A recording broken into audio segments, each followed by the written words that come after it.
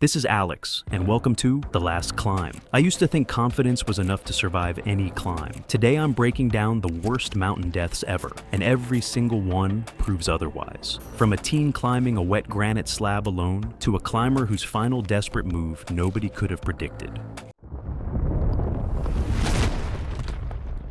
It was April 30th, 2026, Mount Everest, Nepal. The fixed ropes on the southeast ridge are what keep every climber on that mountain alive. They're installed at the start of each season and then used continuously, relentlessly, by hundreds of climbers for weeks on end. In a normal season, that system holds. This was not a normal season. Jarell Madsen was 38 years old, a demolition contractor from Denver, Colorado. Unfinished business. That was the only reason he came back. He had turned around at 27,000 feet on his first attempt, when the weather shut everything down.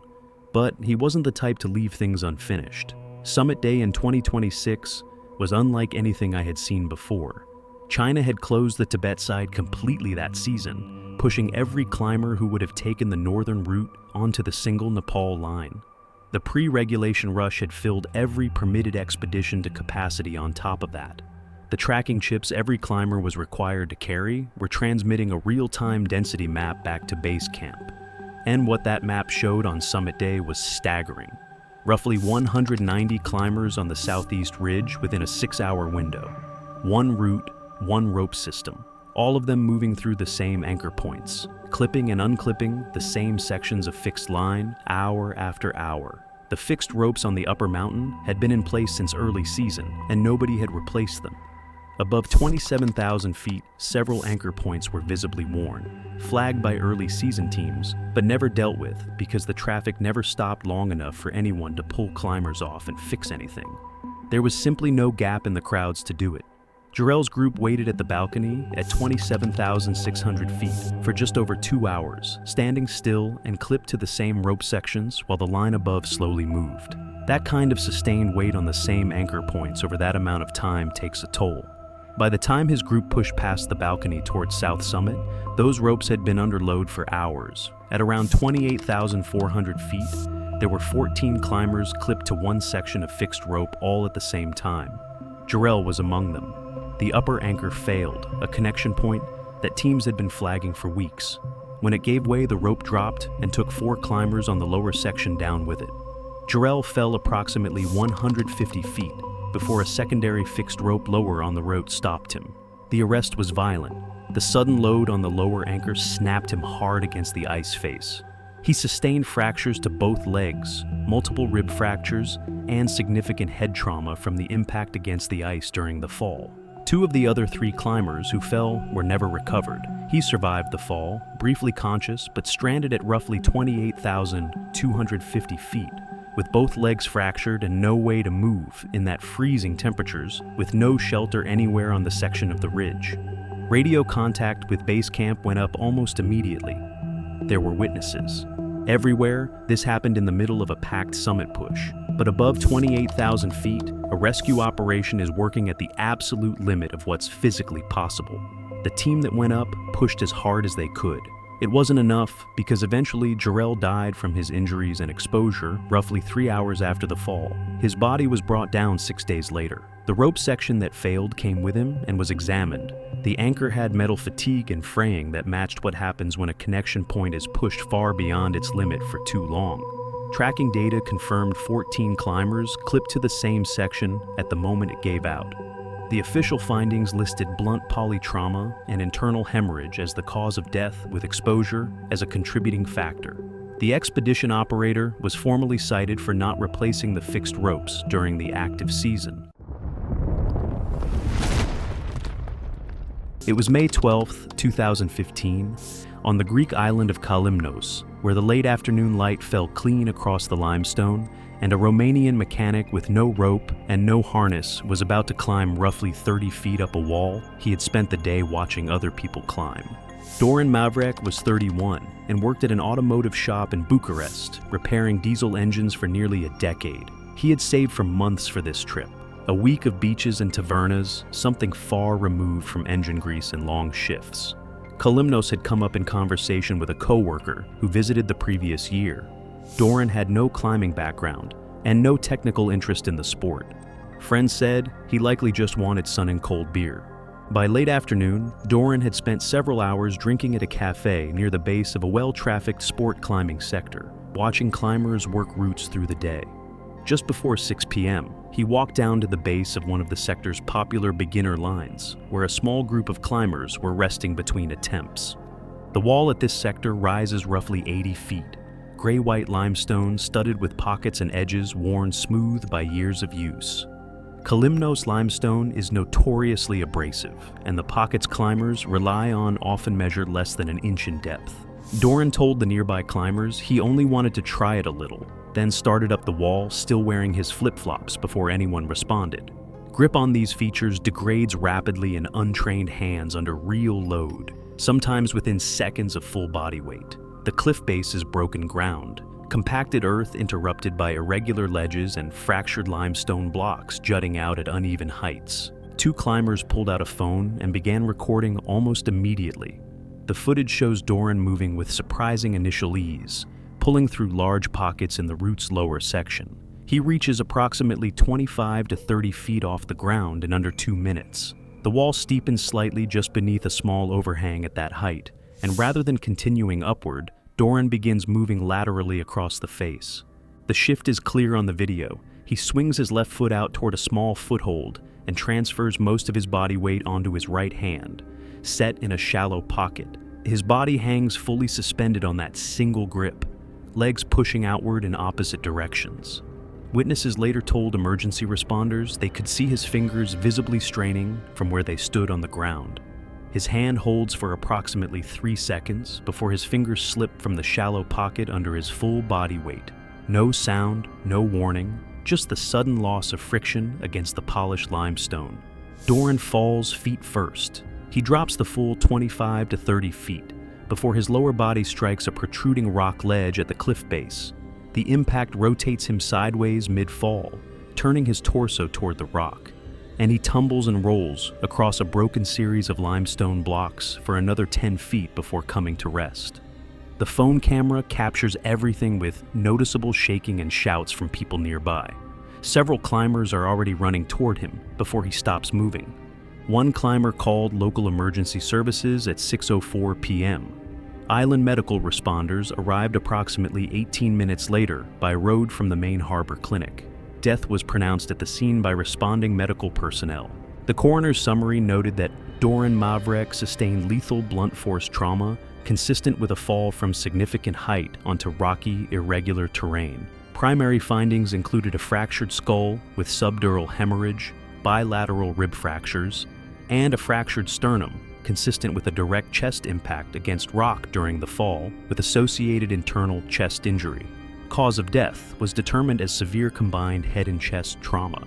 The incident received a brief mention on a regional climbing forum and a short item in a local Greek news outlet. The report did not publish his full name. The climbers who witnessed it gave statements to local authorities and turned over the footage to authorities. Some departed the island within days. Doran's body was repatriated to Romania. No formal safety review of the sector was conducted. The route he partially climbed was in use again the following morning.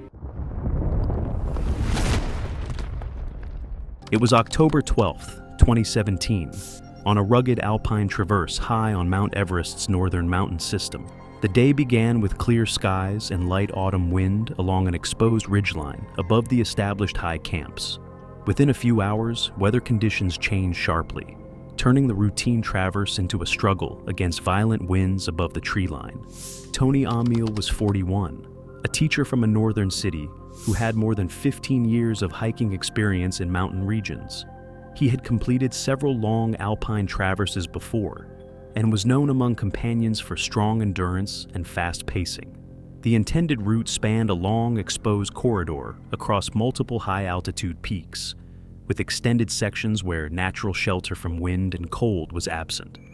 Amiel planned to complete the traverse within a single day, aiming to finish before the season's first major storm system reached the upper mountain. Weather advisories warned that wind speeds would increase during the day. Despite the warning, he began hiking, wearing light, movement-efficient clothing suited for rapid travel. Conditions worsened as he advanced along the ridgeline. Other climbers reported seeing him moving steadily across open mountain sections, while cloud cover thickened across surrounding peaks. Wind strength had already become sufficient to move loose gravel across bare rock surfaces, creating unstable footing for hikers carrying equipment. He sent a final communication stating that wind conditions were becoming more severe, but that he intended to continue. Afterward, he entered an exposed saddle section, consisting of wide granite slabs bordered by steep, unprotected drop zones.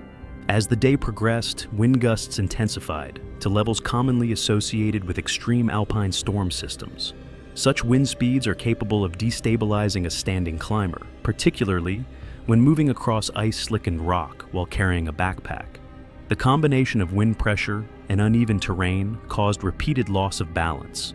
Witnesses later observed the climber being pushed off the marked path several times by strong sideways wind forces, requiring significant effort each time to regain footing before moving forward. Shortly afterward, a powerful wind surge swept across the ridge corridor. The granite surface had developed a thin layer of ice formed from moisture freezing under continuous cold airflow. The exposed slab section had no rope protection, vegetation, or nearby rock formations capable of reducing wind impact. The terrain provided very little friction, making stable movement increasingly difficult. The climber was eventually knocked to the ground by wind force. Search personnel later identified scrape marks and displaced gravel near the trail boundary, suggesting multiple attempts to stand while maintaining balance. An ice axe was recovered downslope with deep scoring on the blade edge, consistent with repeated contact against bare rock during attempts to slow a downward slide. The terrain near the drainage slope descends sharply into fractured granite walls and stacked rock ledges. Once momentum developed on the ice-covered stone surface, controlling downward movement became extremely difficult. The climber was carried toward the cliff boundary and fell a significant vertical distance down the rocky drainage zone, striking multiple protruding rock formations during the descent. Emergency response teams were notified immediately, but sustained high winds made helicopter access unsafe. Ground search teams waited until wind strength decreased later that night before beginning recovery operations. The approach to the ravine area required cautious movement across unstable mountain terrain. The climber was located several hundred feet below the trail in a rocky drainage valley. Medical examination determined the cause of death to be massive blunt force trauma from the fall, with hypothermia and prolonged environmental exposure as contributing factors. The incident was later used in mountain safety education programs to illustrate how rapid weather changes in high-altitude environments can transform ordinary traverses into life-threatening situations within a short time. On Everest's upper mountains, open ridges, extreme wind exposure, and ice formation can quickly eliminate safe movement margins. It was September 3, 2014, at Everest Base Camp during the late monsoon transition. Afternoon clouds formed rapidly over the upper ridges, and lightning had been observed across nearby peaks in recent days. Route managers warned that exposed sections above the South Col offered no shelter, advising climbers to descend promptly if storm conditions developed. Skylar Pemberton, 26, was a Denver-based social media consultant who had built her online presence around dramatic outdoor content.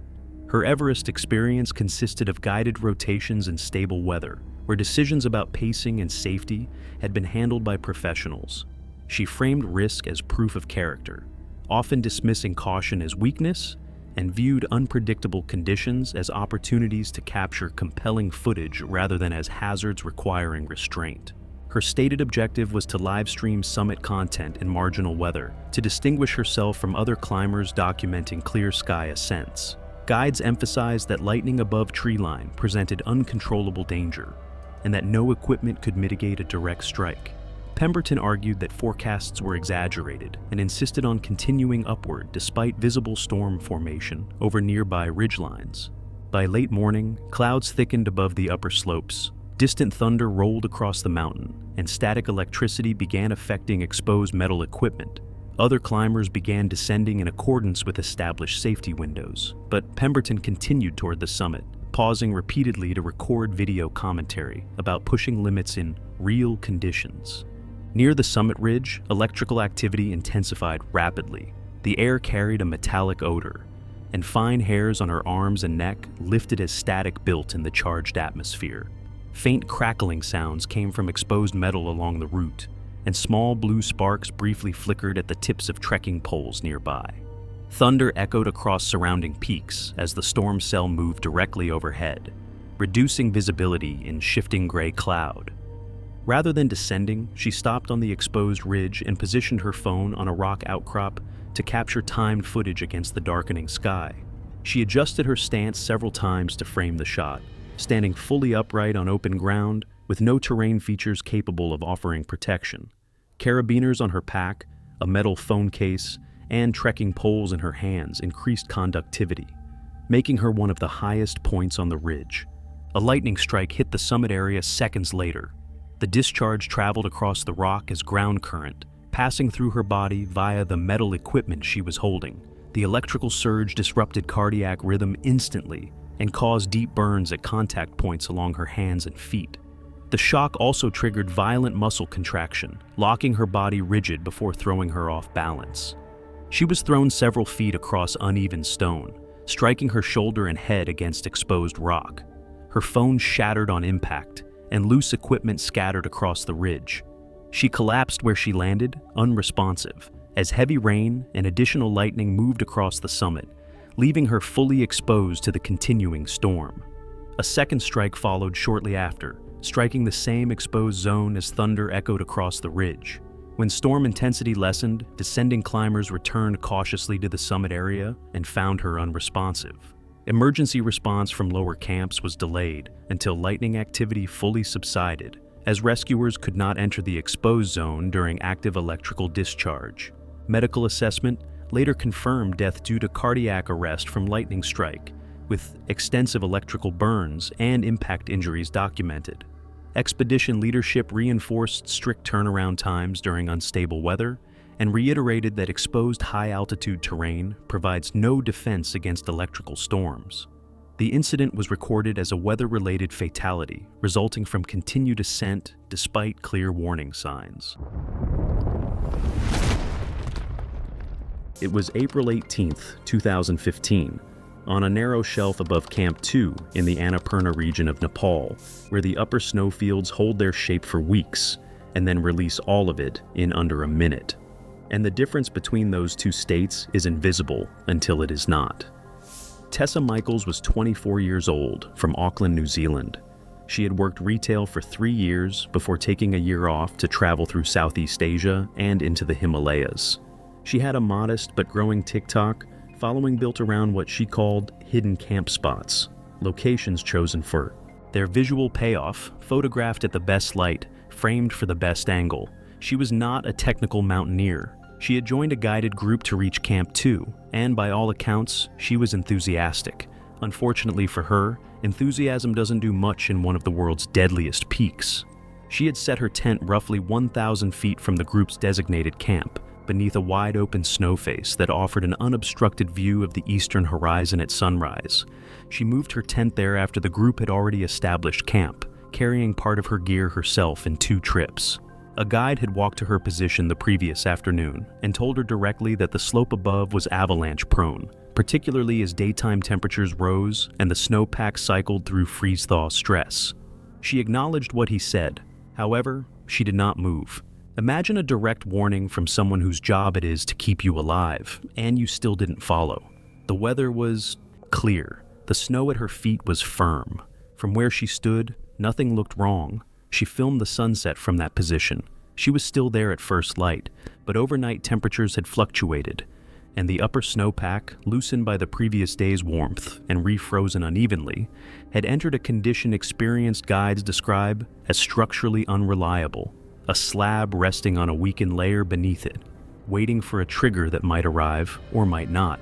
The upper face above her tent stretched nearly 400 feet wide in the gray pre-dawn.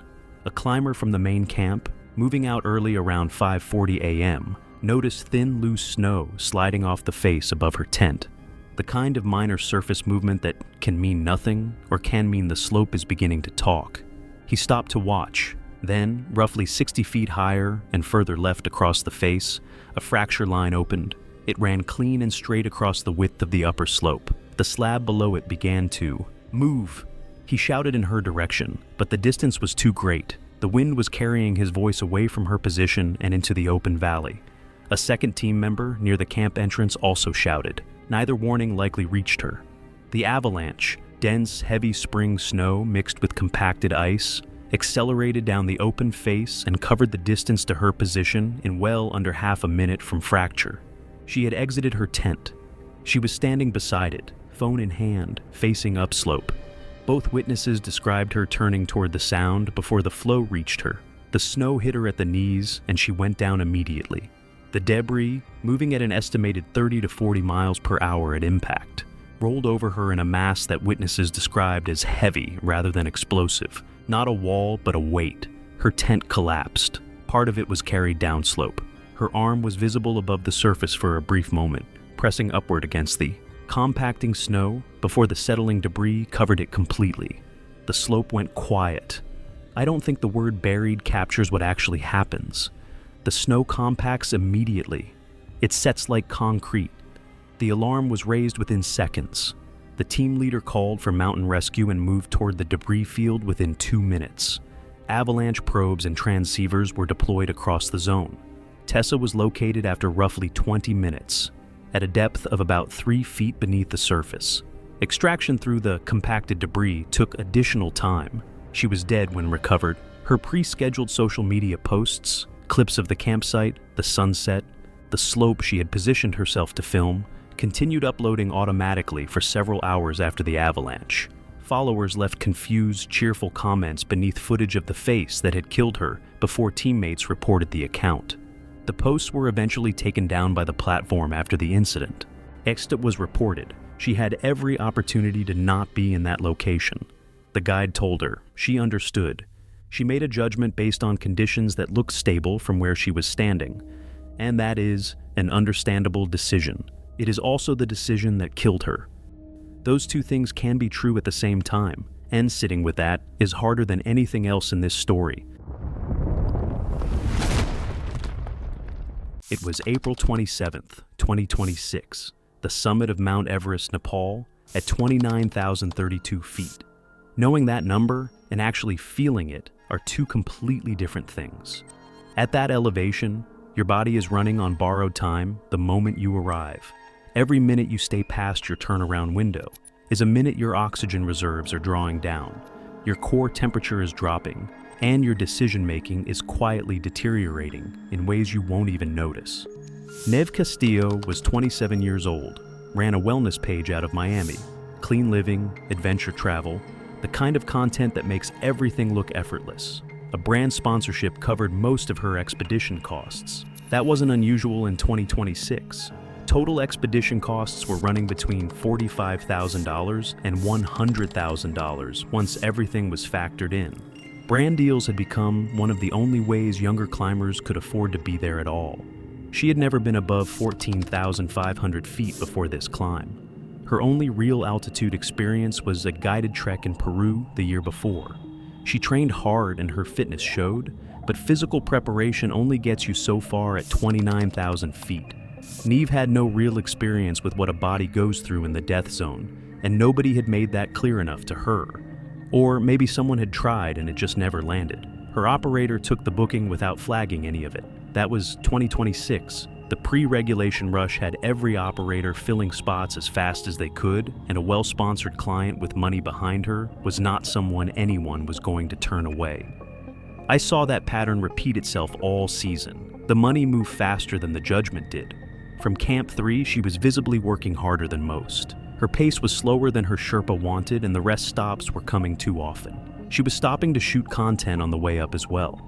Not as badly as some that season, but enough that her Sherpa was calling it into base camp. She hit the summit at 10:47 in the morning. Her turnaround had been set for 10 a.m. She was already 47 minutes over it by the time she arrived. Her Sherpa told her clearly that they needed to leave right away, but she didn't move. I don't think she really understood what being 47 minutes past turnaround actually meant up there. That it wasn't just a guideline, her oxygen reserves had already changed, and every extra minute she spent up there was shrinking her window for getting back down safely. She started shooting instead. photos, video, moving around for different angles.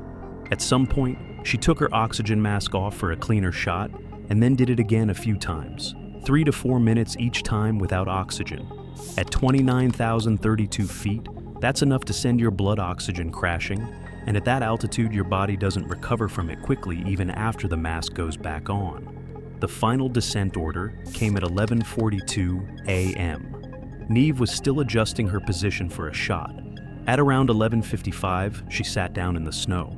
Not intentionally, her legs just gave out. Her Sherpa got her upright and moving. She managed roughly 200 feet of descent before her legs stopped working entirely. At approximately 29,015 feet, she went down and didn't get back up. The remaining emergency oxygen was administered immediately. She didn't respond to it. The wind had picked up to 45 miles per hour. Temperature with wind chill was around -52 degrees Fahrenheit. He stayed with her for 90 minutes, doing everything within his means, before base camp ordered him off the mountain. A rescue team had already been dispatched from Camp 4, which sits at 26,000 feet, meaning that team was pushing nearly 3,000 feet upward into the death zone to reach her. But the altitude, the wind, and the distance meant they didn't reach her position until 2 hours and 20 minutes after she collapsed. She was already gone. The body couldn't be safely moved in those conditions and remained on the mountain for 11 days before a recovery window opened. Her camera came back with her, 340 photos and 6 video clips. The last image time-stamped 11:51 a.m., 4 minutes before she collapsed. Her oxygen regulator logs were recovered by her Sherpa and reviewed afterward. Her tracking chip confirmed her summit arrival time, the duration she remained there, and the exact point on the descent where she stopped moving. The official findings listed hypoxic cardiac arrest as the cause of death. Contributing factors were documented as extended time above the turnaround threshold, repeated removal of the supplemental oxygen mask at extreme altitude, and physical exhaustion. The case was ruled accidental. No action was taken against the expedition operator. It was October 8th, 2014, and Stanage Edge cut across the moorland like a long row of broken dark teeth, indifferent to the small figures moving along its base. The autumn air was cold enough to redden exposed skin, and the gritstone was dry, the one condition that had made what happened next even possible. Callum Drex was 22, a warehouse worker on Sheffield's eastern edge who spent his days hauling stock through long, physical shifts. He was compact and physically capable.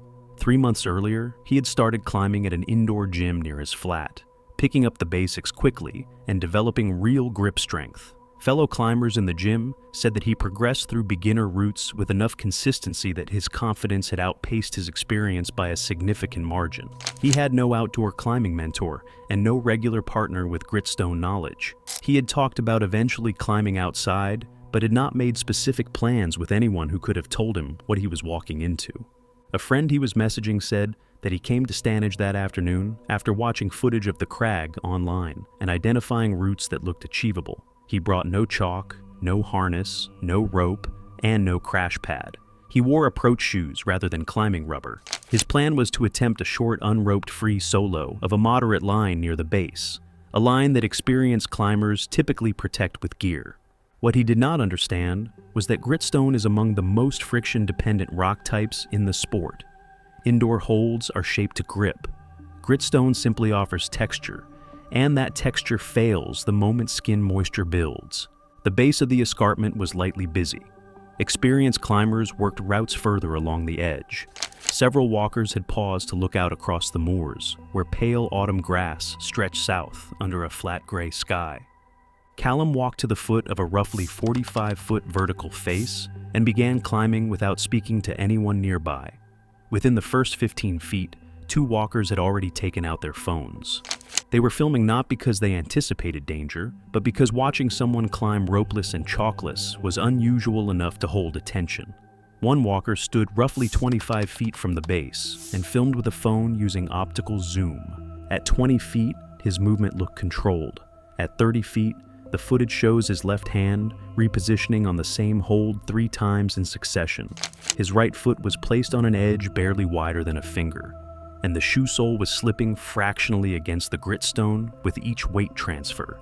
Several of the watchers had gone quiet. His upward movement had effectively stopped. At around 40 feet, he froze. He stayed pressed flat against the rock for several seconds, not moving up or down. Then he began to down climb. The correct decision, arrived at too late. Reversing moves on gritstone requires the same dry friction as ascending, and his palms were now wet with sweat. The footage shows him reaching back with his right foot, searching for a small foothold below. His foot missed it by several inches. His full body weight transferred instantly onto his hands. Both hands peeled off the surface simultaneously. There was no partial catch, no drag, no slowing. His body came away from the wall and dropped straight down, rotating slightly backward. The impact with the rock-strewn ground below was full force and immediate.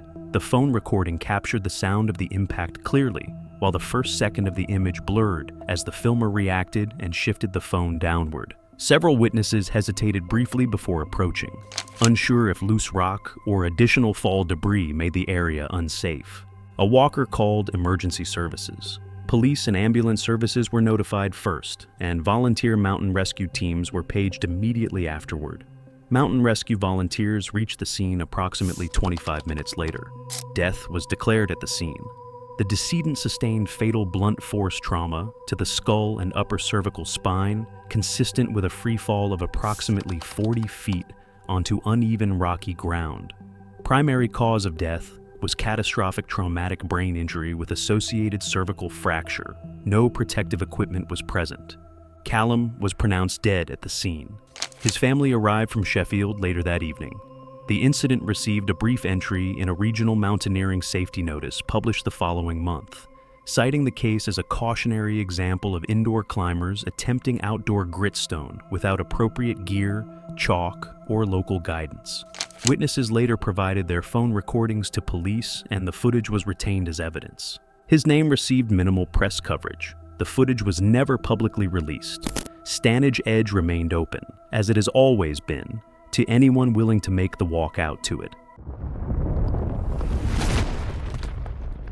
It was September 14th, 2015, at a high camp zone on Mount Everest's West Ridge approach, where sustained winds carried spindrift across exposed slopes and sub-zero air moved through layered expedition tents.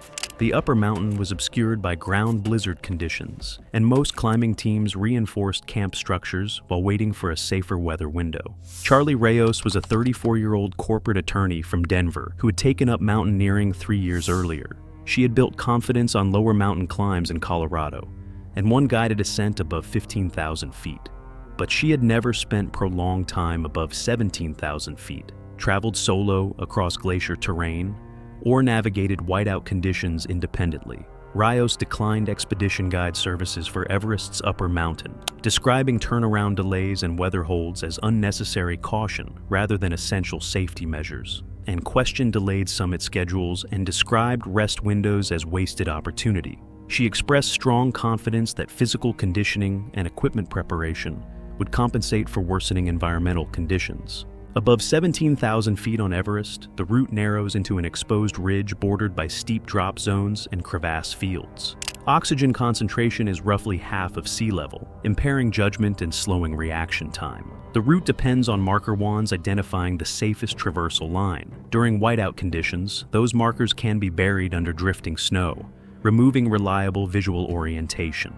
On the morning of September 14th, a high wind advisory was issued for the upper mountain. Most teams remained inside camp. Shortly after sunrise, Rayos left alone, leaving a note stating she was going for it regardless. She advanced toward the summit ridge without a rope team, while visibility was near zero.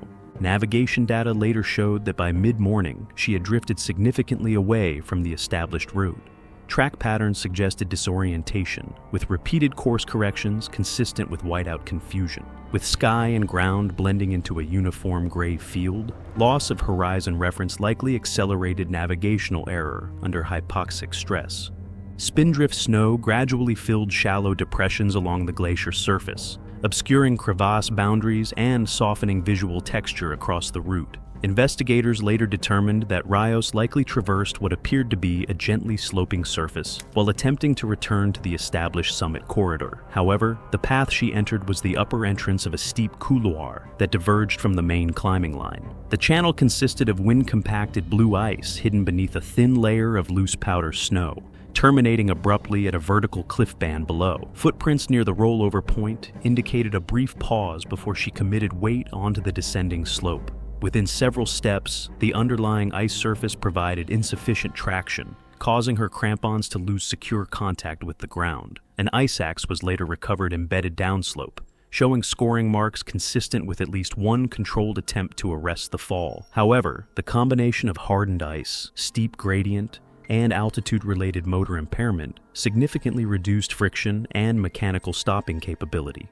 As momentum increased, she slid uncontrollably along the frozen channel. Impact disturbances were documented along the descent path, showing repeated collisions with protruding rock surfaces embedded within the couloir wall. The slide trajectory eventually carried her over the cliff band edge, initiating a free fall phase across a substantial vertical drop. During the fall, she struck multiple exposed rock outcrops along the mountain wall, which contributed to severe traumatic injury before reaching the lower slope zone. An automatic emergency beacon activated shortly afterward. Helicopter rescue was impossible due to sustained high winds and poor visibility. A ground search team reached the area the following day when conditions improved and traced the slide path over the edge.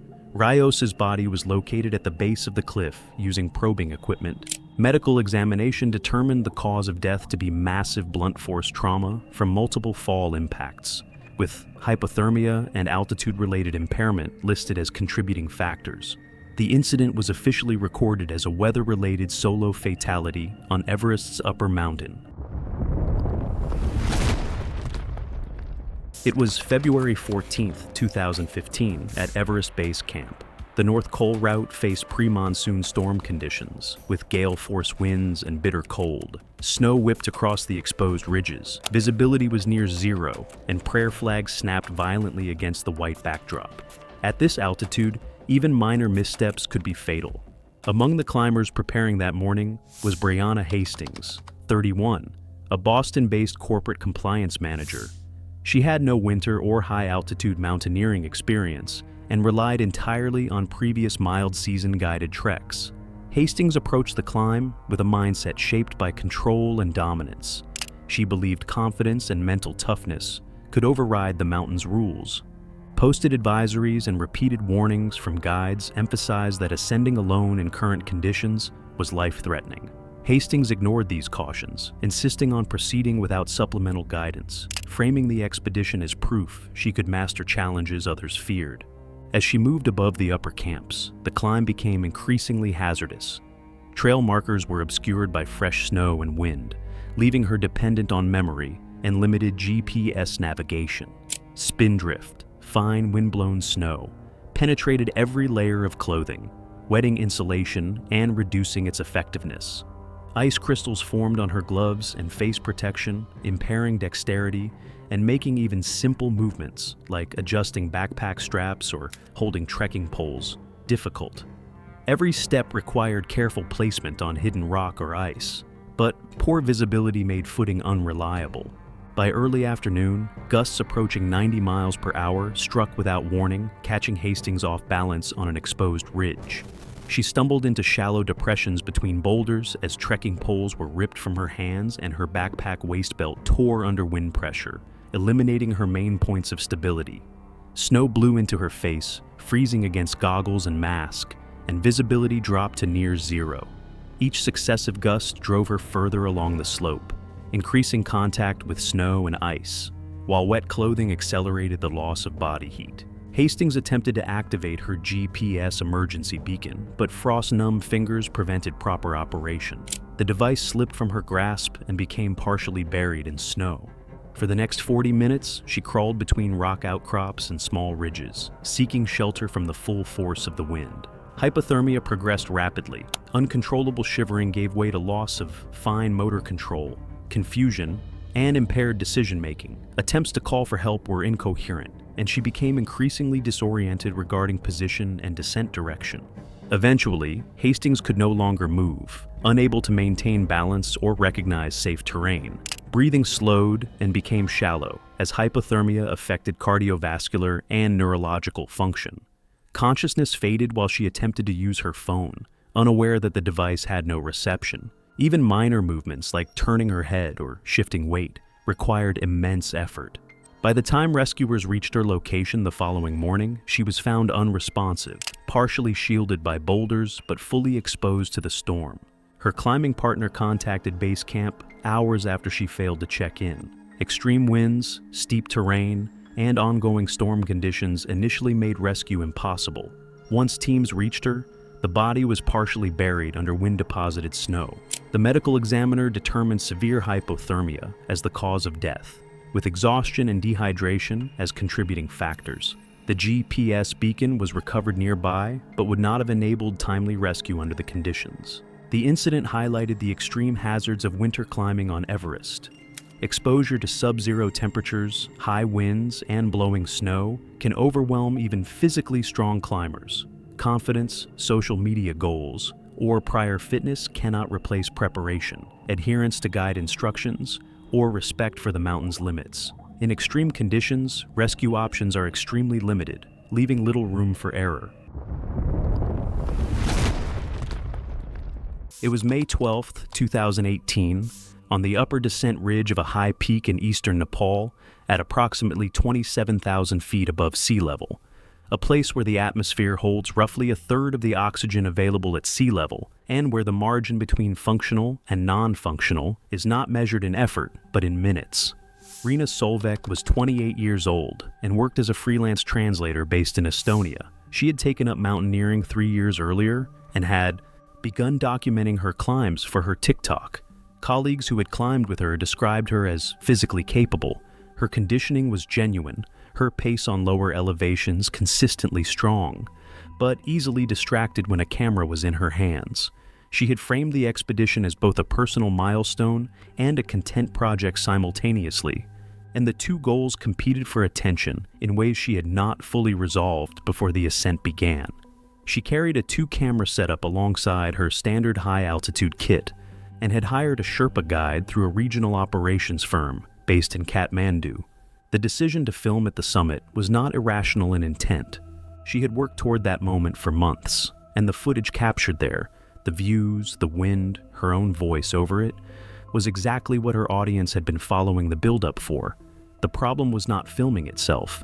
It was that at this altitude, her cognitive performance had already begun to degrade in subtle but compounding ways, leading to shortened attention span, delayed responses, and reduced awareness of time spent on secondary tasks. Oxygen management is not a background task. It requires consistent, active attention. Every pause to adjust a shot, every moment reviewing a clip instead of checking a gauge, reduced the already narrow functional margin she had remaining. Her cylinder had been calculated for a standard ascent and descent with a narrow margin. The filming introduced irregular stops that the planning did not fully account for. Her Sherpa noted during the summit sequence that her flow rate had become inconsistent and that she was beginning to respond with increasing delay when spoken to.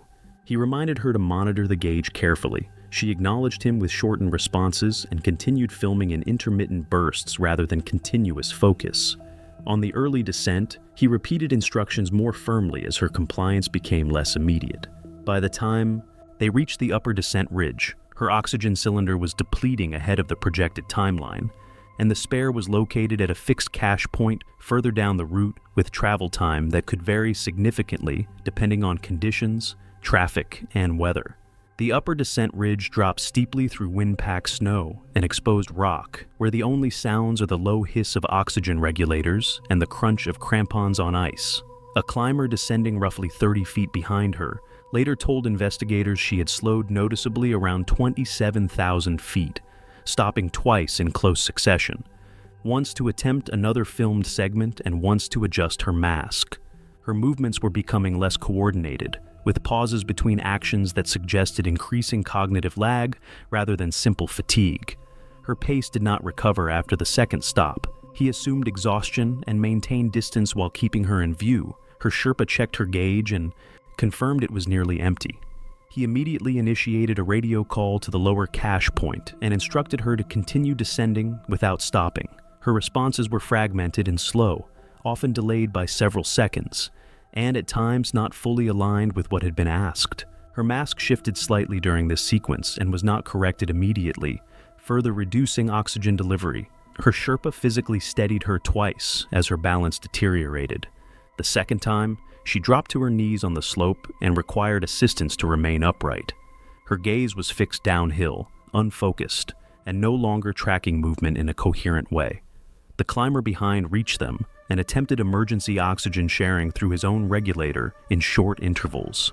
The relief was brief and insufficient, providing momentary stabilization without restoring sustained function. She became unresponsive within approximately 4 minutes of going to her knees. Breathing was shallow when the radio confirmation was sent. A second guide arrived later, carrying a replacement cylinder from the lower cache point, but her condition had already progressed beyond recoverable hypoxia. No revival attempts were successful. She was declared dead in the mountain. What happened to Rena feels, in the most honest sense, like a combination of clear technical failure in judgment and a very human refusal to mentally downgrade a goal she had already invested so much into. She was clearly not untrained or unaware. She had real experience, real preparation, and competent support. But she repeatedly treated filming as something parallel to survival, rather than something that had to be fully subordinated to it at that altitude. Her family retrieved footage from her accounts in the weeks following and had it removed. The account was taken down shortly afterward.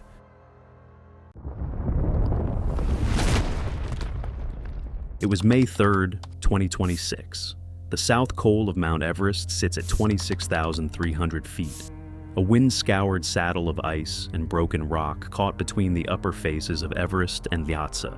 Temperatures that week had been swinging between minus 15 degrees Fahrenheit overnight and just above 0 degrees Fahrenheit during the narrow midday window. Yemi Mensah was 36 years old, a community health worker from Raleigh, North Carolina. She spent her days helping people navigate systems that weren't built with them in mind, connecting families to care, filling the gaps that larger institutions either couldn't see or chose not to. She had been saving for this climb for 9 years. Not casually, deliberately, with a timeline and a specific permit season circled years in advance. She had summited peaks above 20,000 feet before. She understood acclimatization, understood altitude physiology in a way most recreational climbers don't.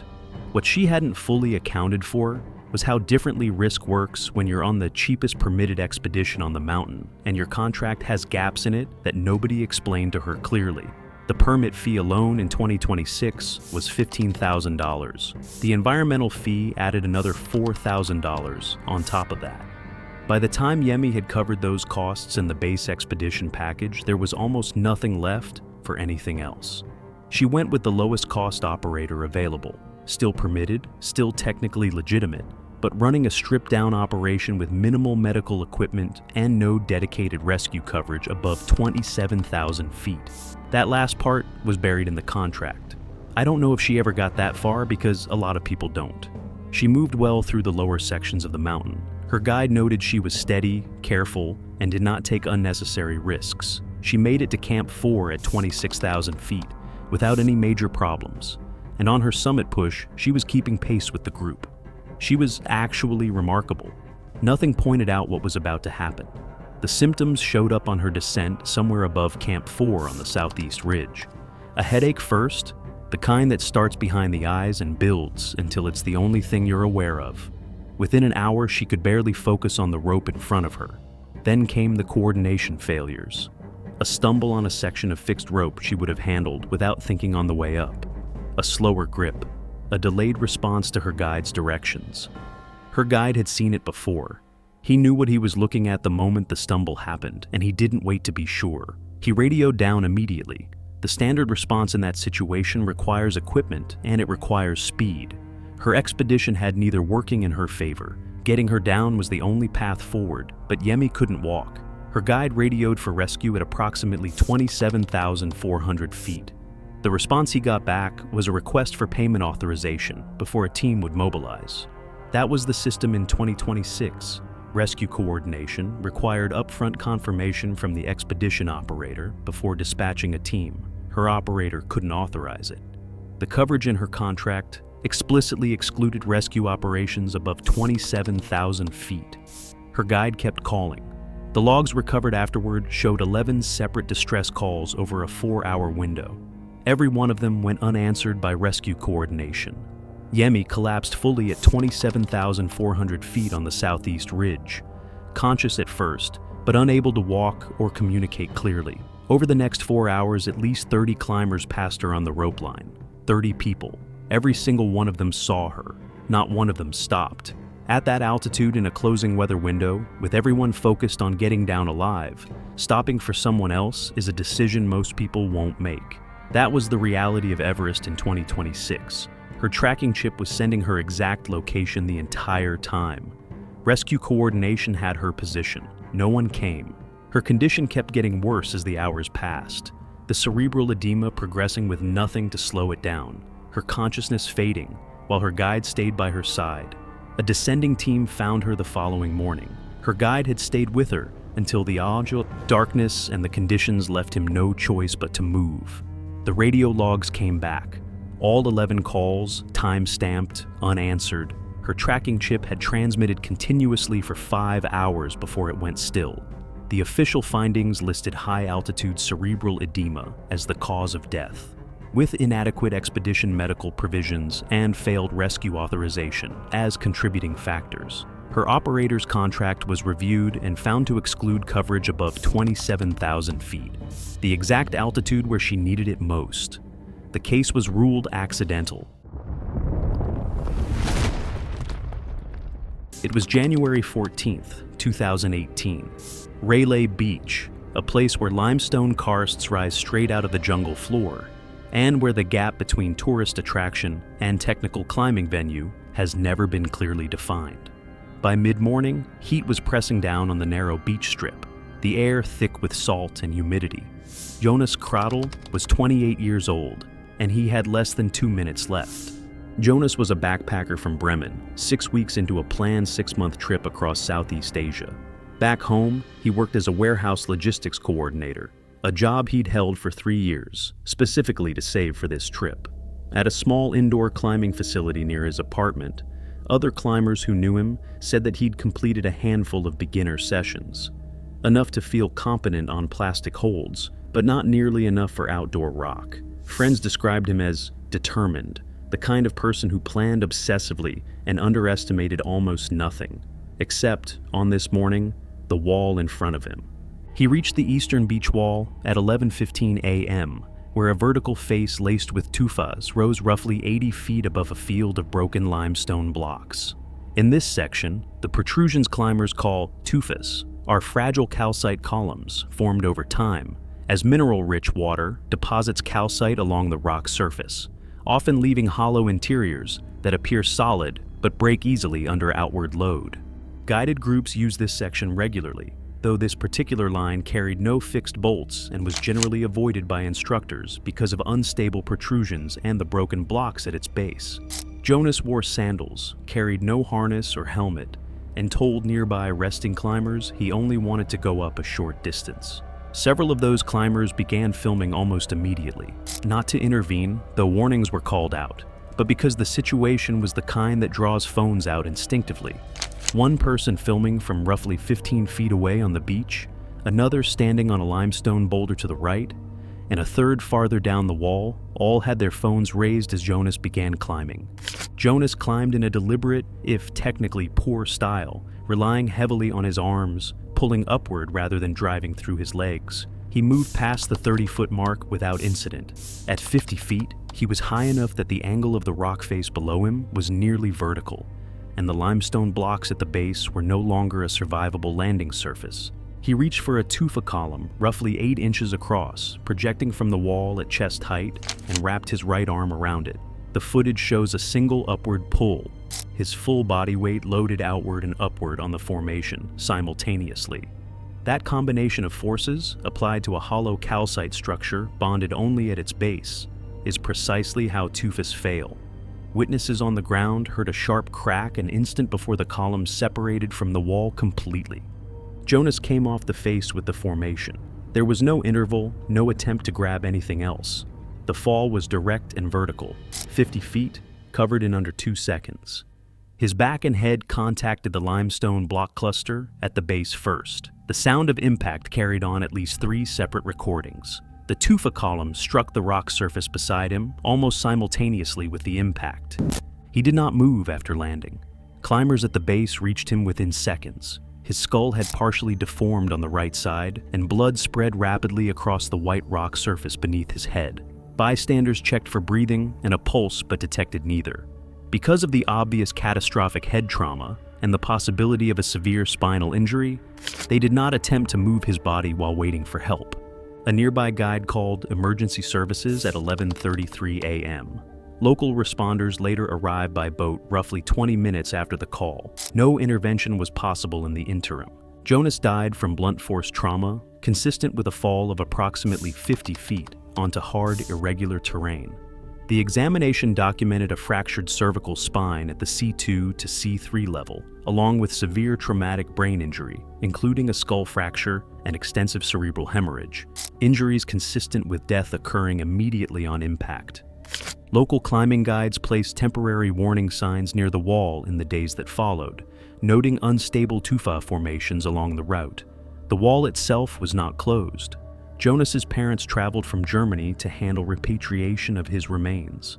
A notebook recovered from his pack at the base of the wall still contained 3 months of detailed travel plans written in his handwriting.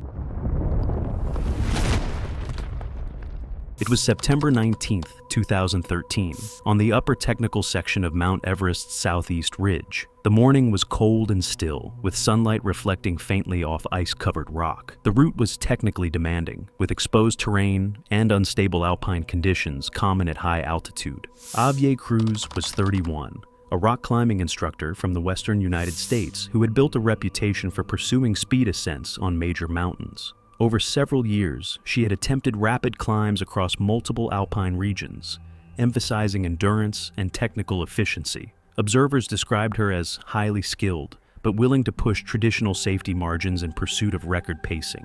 Her objective on Everest was to complete the upper technical ridge segment faster than the existing recorded speed attempt, prioritizing pace over extended acclimatization pauses. The route she chose crossed a steep section of mixed ice and rock terrain above the highest established camp zones. Although technically passable, the area required careful movement due to exposure to high winds and loose surface material. Expedition forecasts warned that afternoon thunderstorms were possible along the higher Himalayan ridges, a pattern occasionally observed during seasonal atmospheric instability. Bypass several recommended protection placements along the ridge. Instead of maintaining full rope security systems in exposed sections, she advanced using direct free climbing movement to reduce time spent stationary. By mid-morning, she had reached the upper headwall section, while remaining ahead of her projected schedule. At approximately 28,000 feet, Cruz began free soloing the final exposed wall segment leading toward the summit approach zone. During this period, cloud formations thickened across the western Himalayan horizon, and atmospheric electrical activity increased. The first lightning discharge was observed striking near the upper mountain shortly afterward. Despite visible storm development and rising electrical tension in the surrounding air, she continued climbing. Guides and nearby climbers later reported that descending to shelter was recommended, but she maintained upward movement to preserve record pace objectives. While reaching for a handhold near the middle section of the final headwall, a lightning strike struck the summit zone, releasing an electrical discharge that spread across moisture-coated granite and ice surfaces. The mountain rock, covered by thin layers of frozen condensation, allowed the current to travel along natural conductive paths on the cliff face. The sudden electrical shock caused Cruz to lose muscle control and grip strength, forcing her hand away from the rock hold. Immediately after losing her grip, she fell approximately 150 feet and struck a projecting granite ledge. The impact produced severe blunt force trauma and momentarily altered her fall trajectory, causing her body to rebound away from the ledge before continuing downward. She then entered a steep couloir filled with fractured ice, loose rock fragments, and irregular surface projections. During the uncontrolled descent, Repeated collisions with rock and ice structures increased injury severity as momentum accelerated the fall along the narrow mountain channel. Climbers on nearby routes witnessed the lightning strike and fall and immediately relayed emergency alerts to base camp. However, ongoing electrical activity in the storm system prevented helicopter rescue due to high-altitude turbulence and lightning risk. Recovery teams reached the location after weather conditions stabilized several hours later. Cruz was found at the base of the couloir, about 450 feet below her last position. Medical examination confirmed massive blunt force trauma from repeated impacts during the fall, with burn patterns on equipment and hands consistent with electrical discharge exposure. Expedition records showed she was about 20 minutes ahead of the informal speed benchmark for that ridge segment. The incident later became a reference in mountaineering safety discussions, demonstrating how pursuit of speed records can increase exposure to environmental hazards. On Everest's upper ridges, thin air, sudden storms, and exposed terrain can quickly turn small timing decisions into fatal outcomes. And in the death zone, physical strength alone does not eliminate environmental risk. It was June 23, 2016, at Everest Base Camp, where unusually warm pre-monsoon temperatures hung in the air. The tent city buzzed with climbers preparing gear and rotations, while thin air carried the sense of stoves, glacier ice, and yak meat, and prayer flags snapped against the Khumbu Glacier. Kendall Wexford, a 28-year-old pharmaceutical sales manager from Seattle.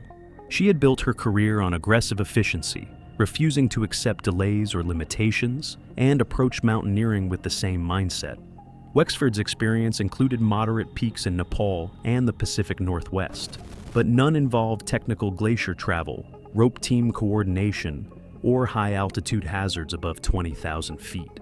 She had hired a mid-tier Nepali guiding company and considered their role primarily as logistical support rather than technical instructors, viewing safety protocols as optional barriers to completing her summit push-on schedule. Wexford repeatedly dismissed concerns about warm temperatures and unstable snow bridges, arguing that speed and efficiency were more important than caution. Over the following days, she ignored standard rope team procedures, skipped team briefings, criticized base camp logistics, and insisted on advancing ahead to demonstrate her preferred pace, leaving guides frustrated and increasingly concerned for her safety. The first glacier rotation to Camp 1 exposed the risks of her approach. Crossing crevasse fields at high altitude, Wexford hesitated and rushed intermittently, ignoring probe testing. Her guides attempted to enforce rope travel and spacing, but she unroped herself and advanced ahead. Warm conditions had softened snow bridges, making them unpredictable under weight. At Camp 1, she demanded minimal rest and insisted the team maintain her schedule, dismissing recommendations to pause until ice and snow conditions stabilized. On the second rotation toward Camp 2, Wexford continued to flout standard safety protocols. She pressured her guides to increase the pace, skipped proper spacing in the rope team, and refused to probe or test snow bridges at critical crevasse crossings. Even under repeated warnings, she insisted on advancing alone, ignoring flexing snow bridges and the unstable conditions caused by unusually warm temperatures at high altitude.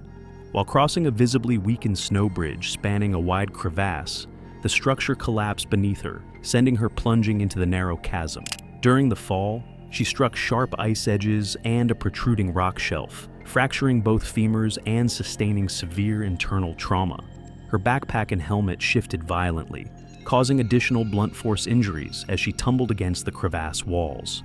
The crevasse was too narrow for rescuers to see her directly, and the high walls reflected sound poorly, making communication nearly impossible.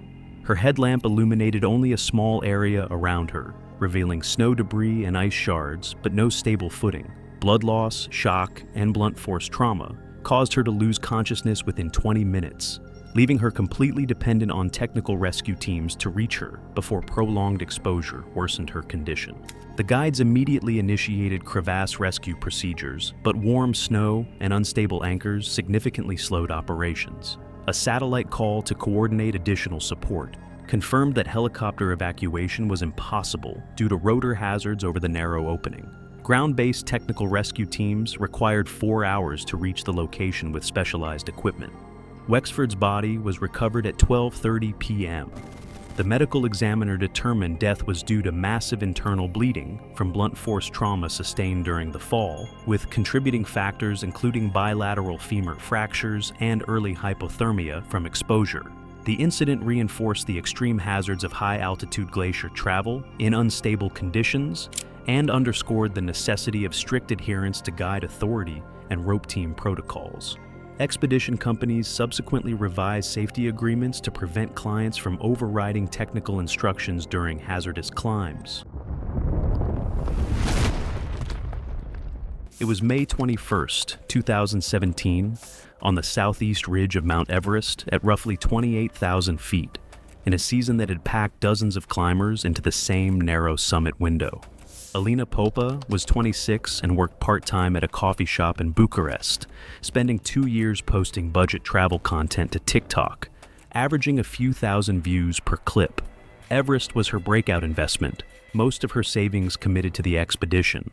Physically, she had trained, and her prior guided summits included Kilimanjaro and Aconcagua. Her previous teammates described her as quiet but stubborn, compliant under supervision, inclined to cut corners when she felt she'd earned it. For me, it seemed like her goal wasn't just the summit. It was capturing the moment raw, which was her undoing. Filming above the balcony wasn't reckless in isolation. The fixed lines had become congested by early morning. Climbers queued in slow, frustrating increments.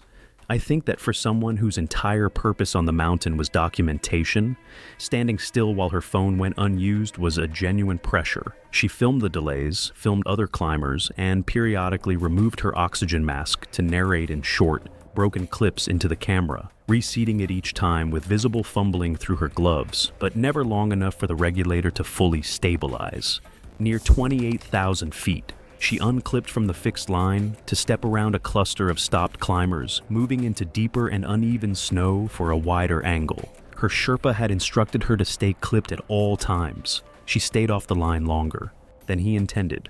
Her oxygen flow rate had already been raised to offset exertion, depleting her supply faster than planned.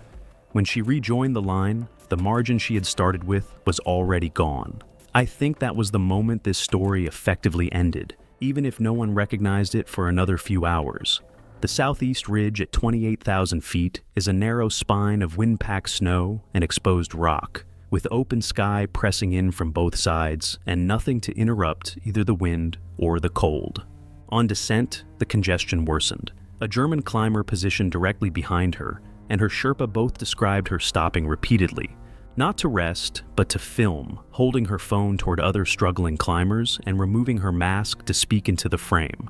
According to witnesses, her movements were still coordinated but slower and less precise than earlier. Then, near 27,500 feet, her pace dropped noticeably.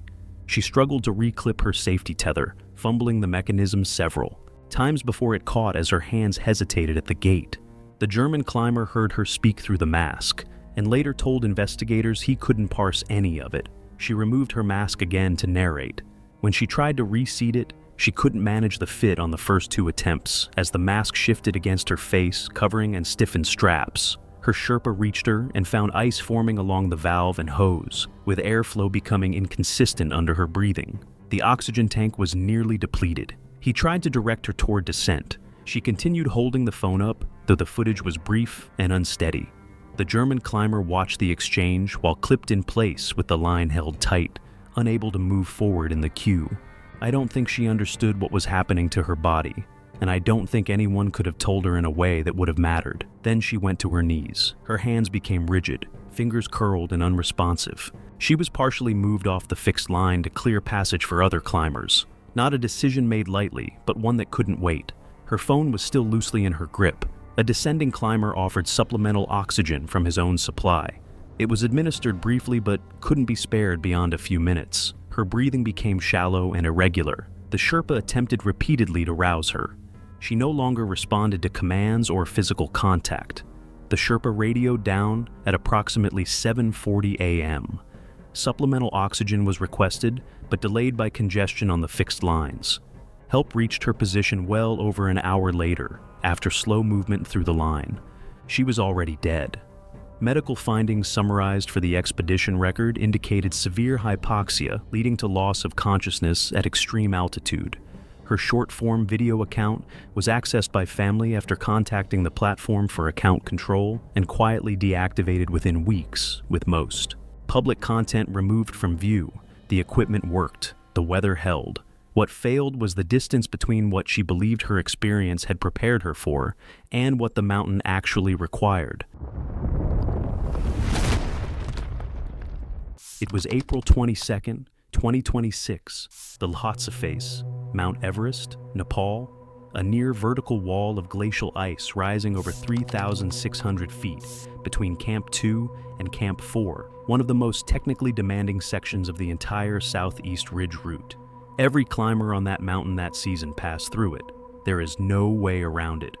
Petra Sundvik was 38 years old, an urban planner from Portland, Oregon. She had been to 3 Himalayan summits before Everest. She made a career out of spotting the gap between what looks safe and what actually is, and she brought that instinct into every climb. She had no cameras, no sponsors, no audience watching, just her and the mountain. Everest was the final climb on a personal list she'd been working through for years.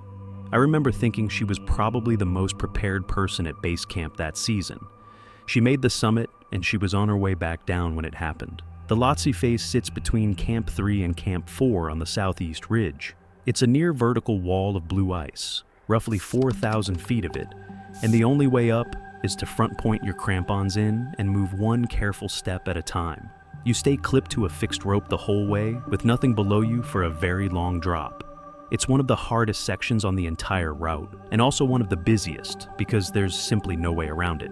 Every climber goes up it, and every climber comes back down it. There's no easier way home. By 2026, the waste on that face had reached a genuinely dangerous level.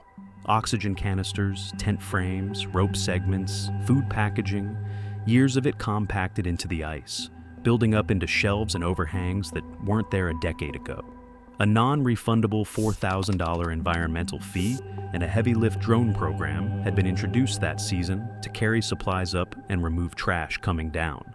Neither could keep up with the volume. One section in particular stood out.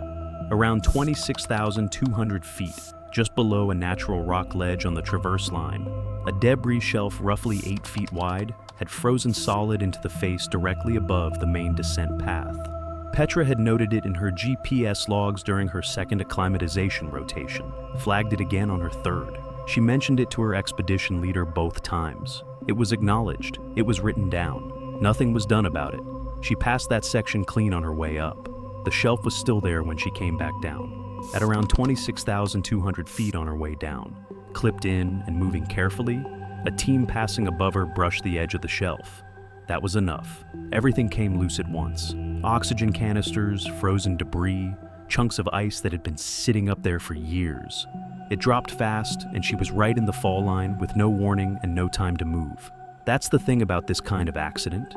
There's no moment where she could have done anything differently. The decision that killed her was made by someone else entirely. The impact hit her from above and behind, straight to the back of her skull and upper spine, and the force threw her off the face. She fell about 40 feet before her safety tether caught the fixed rope and stopped her. 2 climbers got to her within minutes. She was conscious, but had no feeling in her legs. At 26,000 feet on near vertical ice, with the weather getting worse, there was barely anything they could do. Moving someone with a spinal injury on that terrain without the right equipment can make everything worse, so they stayed with her, kept her as still as possible, and called for help immediately. A rescue team started up from lower, on the mountain as fast as they could manage. The nearest team was at Camp 2, roughly 3,500 feet below her position. At that altitude, pushing upward at any real speed costs oxygen and time that nobody up there has to spare. The temperature was around minus 35 degrees Fahrenheit, wind at 30 miles per hour. She lost consciousness within roughly 40 minutes of the impact. The rescue team reached her 3 hours after the call went out. She was already gone. Her body was lowered progressively over the following day and recovered from the mountain. The GPS device came back with her, every log entry intact, including both notations about the debris shelf at 26,200 feet, each time stamped weeks before her death. Her tracking chip confirmed her exact position, and the precise time she stopped moving. The debris field was photographed and documented by the recovery team. Officially, the findings listed blunt force trauma to the back of the skull and a fracture at the 4th and 5th cervical vertebrae as the primary injuries, with exposure following incapacitation as the final contributing factor. Accidental death. The debris accumulation was noted as a contributing environmental hazard, and the drone removal program was flagged as inadequate for the season's volume.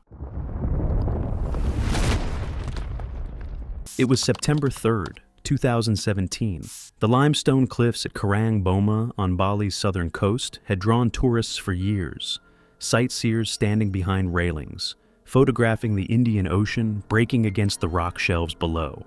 That afternoon, 2 Australians were on the wrong side of that railing, and several strangers were already filming them on their phones before anything went wrong.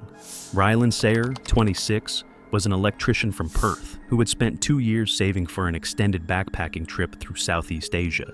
He was methodical at work. Colleagues said he rechecked his own measurements twice. But months of travel had developed in him a habit of treating barriers as suggestions. He had no formal climbing training, but was physically fit, and had scrambled up rocky terrain at several earlier stops on the trip without incident. Talia said that he had briefly climbed at an indoor gym the year before, and had oddly kept his worn climbing shoes and a small chalk bag clipped to a belt loop on his pack for the trip.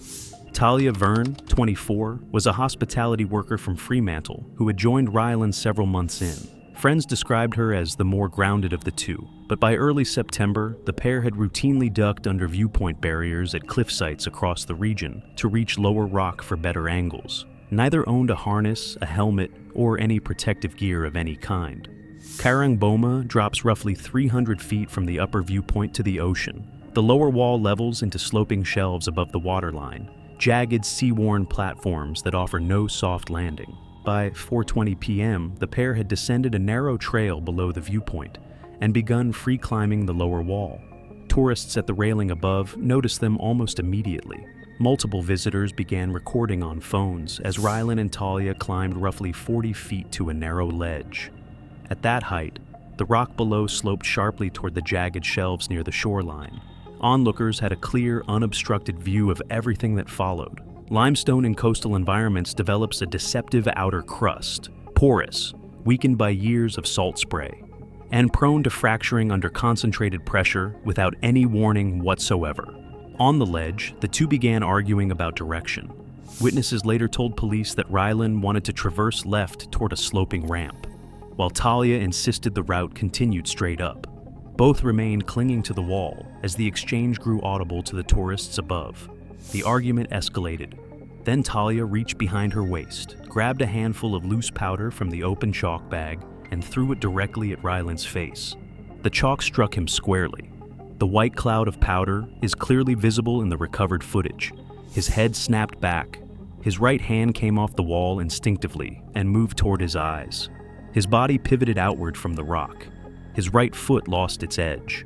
One of the footage showed the rubber sole of his climbing shoe scrape hard across the limestone. A sharp, dragging movement as he scrambled to recover contact.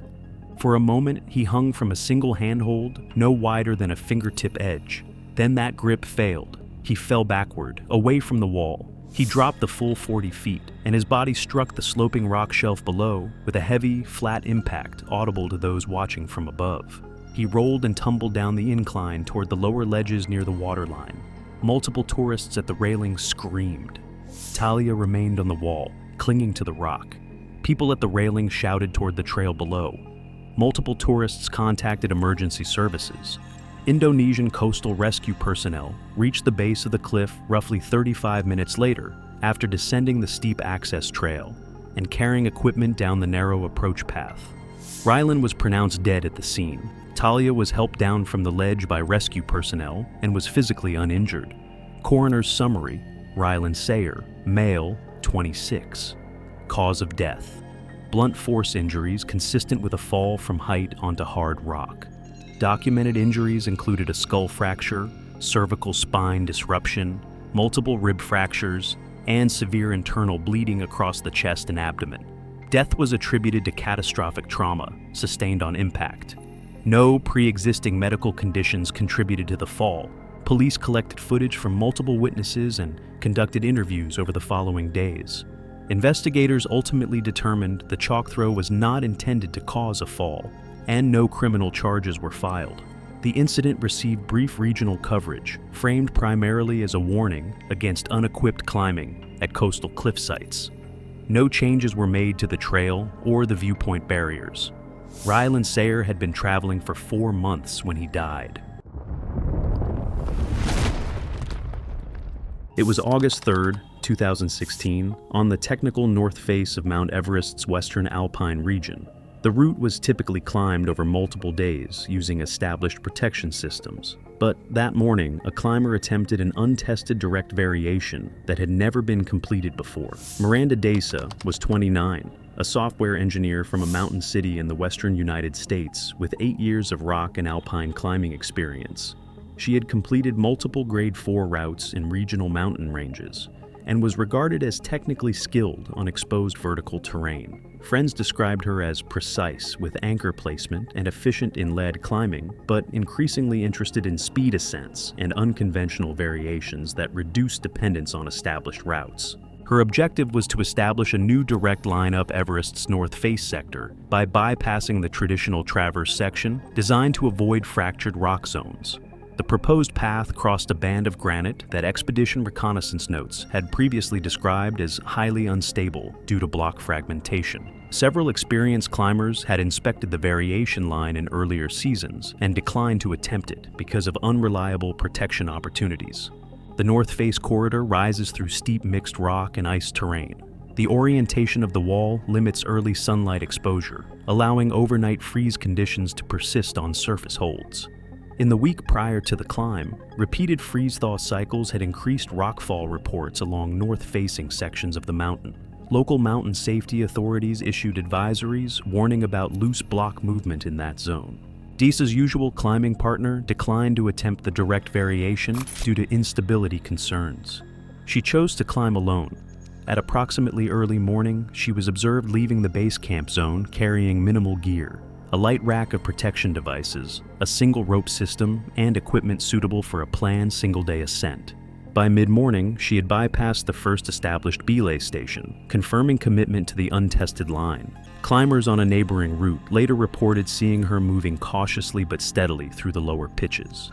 Several hours into the ascent, she reached a zone roughly midway up the face where solid granite transitioned into stacked, fractured rock blocks. The route required traversing left across a loose rock band to reconnect with a more stable vertical crack system.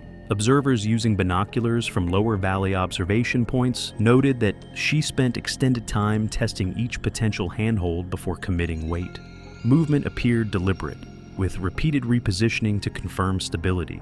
Around late morning, while transferring body weight onto a large rock block during the traverse, the structure suddenly detached from the wall. The block, later estimated to be roughly refrigerator-sized, broke free without warning. Its movement triggered additional rock displacement above the climbing line, producing a cascading debris fall across a wide section of the face.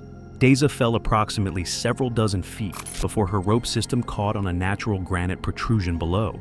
The catch prevented a longer uncontrolled fall, but left her suspended directly below the unstable zone. During the rockfall cascade, multiple fragments struck her helmet and upper body. Investigators later determined that at least one large rock impact struck her head region, while additional debris impacted her torso and shoulders. Climbers below immediately contacted emergency services.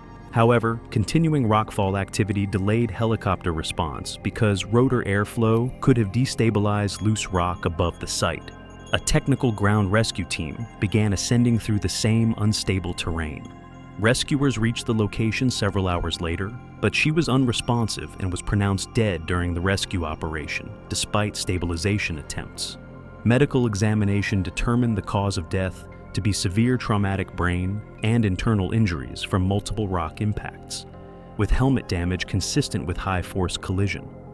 Following the incident, mountain safety advisories were updated to warn against direct variation attempts on Everest's north face. Expedition guides emphasize that freeze-thaw rock instability creates objective hazards that cannot be overcome by technical skill alone. Personal records recovered from her gear indicated she was aware of the loose rock zone, but chose to continue the attempt. It was August 8, 2017, at Everest Base Camp during the late summer monsoon transition.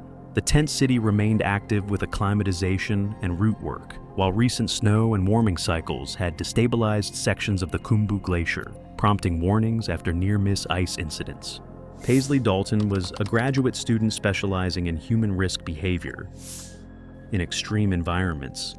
At 33, she approached Everest with academic confidence shaped by years of theoretical study, rather than practical exposure.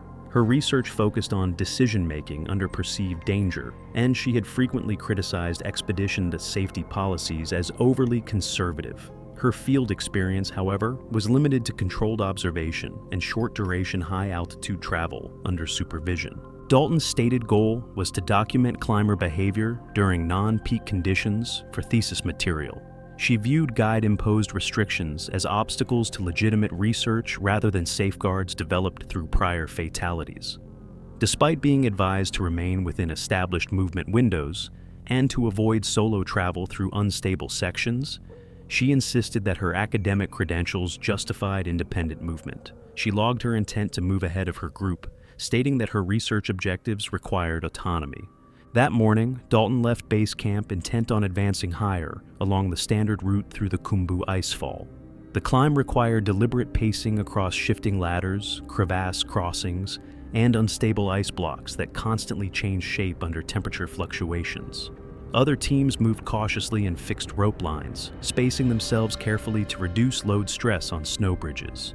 Dalton focused on documenting conditions and proving her independence in hazardous terrain, separated herself from the structured pace of surrounding climbers as she continued upward. As Dalton moved above the lower camps, conditions deteriorated quickly. Snow bridges across the glacier showed visible signs of weakening, and shifting cloud cover reduced visibility across the route. Guides advised holding position and rerouting around a section of icefall that had been flagged as unstable earlier in the day. Dalton ignored the recommendation and continued forward alone, choosing a shorter line that crossed the compromised area. She paused frequently to document surface features, extending the time spent in hazardous terrain. The glacier surface became increasingly uneven as she progressed. Subtle depressions and thinly covered ice concealed underlying voids, making safe foot placement difficult. Meltwater from recent warming cycles had weakened structural support beneath the snowpack. Without rope support or probing, she stepped onto a section that appeared solid but lacked load-bearing integrity. The snow collapsed beneath her without warning. Dalton fell into a concealed ice depression, striking hard ice during the descent. The impact caused multiple fractures and severe internal injuries. Loose ice and snow followed her into the cavity, further restricting movement and visibility. The confined space prevented self-extraction. Shock and blood loss rapidly limited her ability to move or call for assistance, while exposure to cold ice surfaces accelerated heat loss. Within minutes, her condition deteriorated to the point where coordinated movement was no longer possible. Dalton remained conscious briefly, attempting to call for assistance and stabilize herself, but blood loss and trauma progressed rapidly. Hypothermia compounded her condition as she remained immobilized on exposed ice. She lost consciousness before any assistance could reach her position.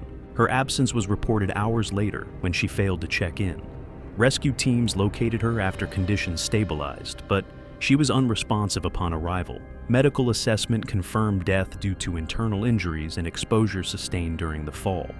The incident was recorded as a preventable fatality resulting from deviation from established safety protocols.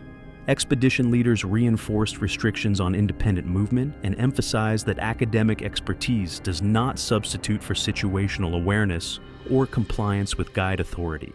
The case was later referenced in mountaineering safety discussions as an example of how theoretical knowledge can fail catastrophically when it overrides real-world risk controls. It was July 28, 2016, on the upper face of K2 in northern Pakistan, at 26,200 feet above sea level, a place that has taken more lives per summit attempt than almost any other mountain on Earth.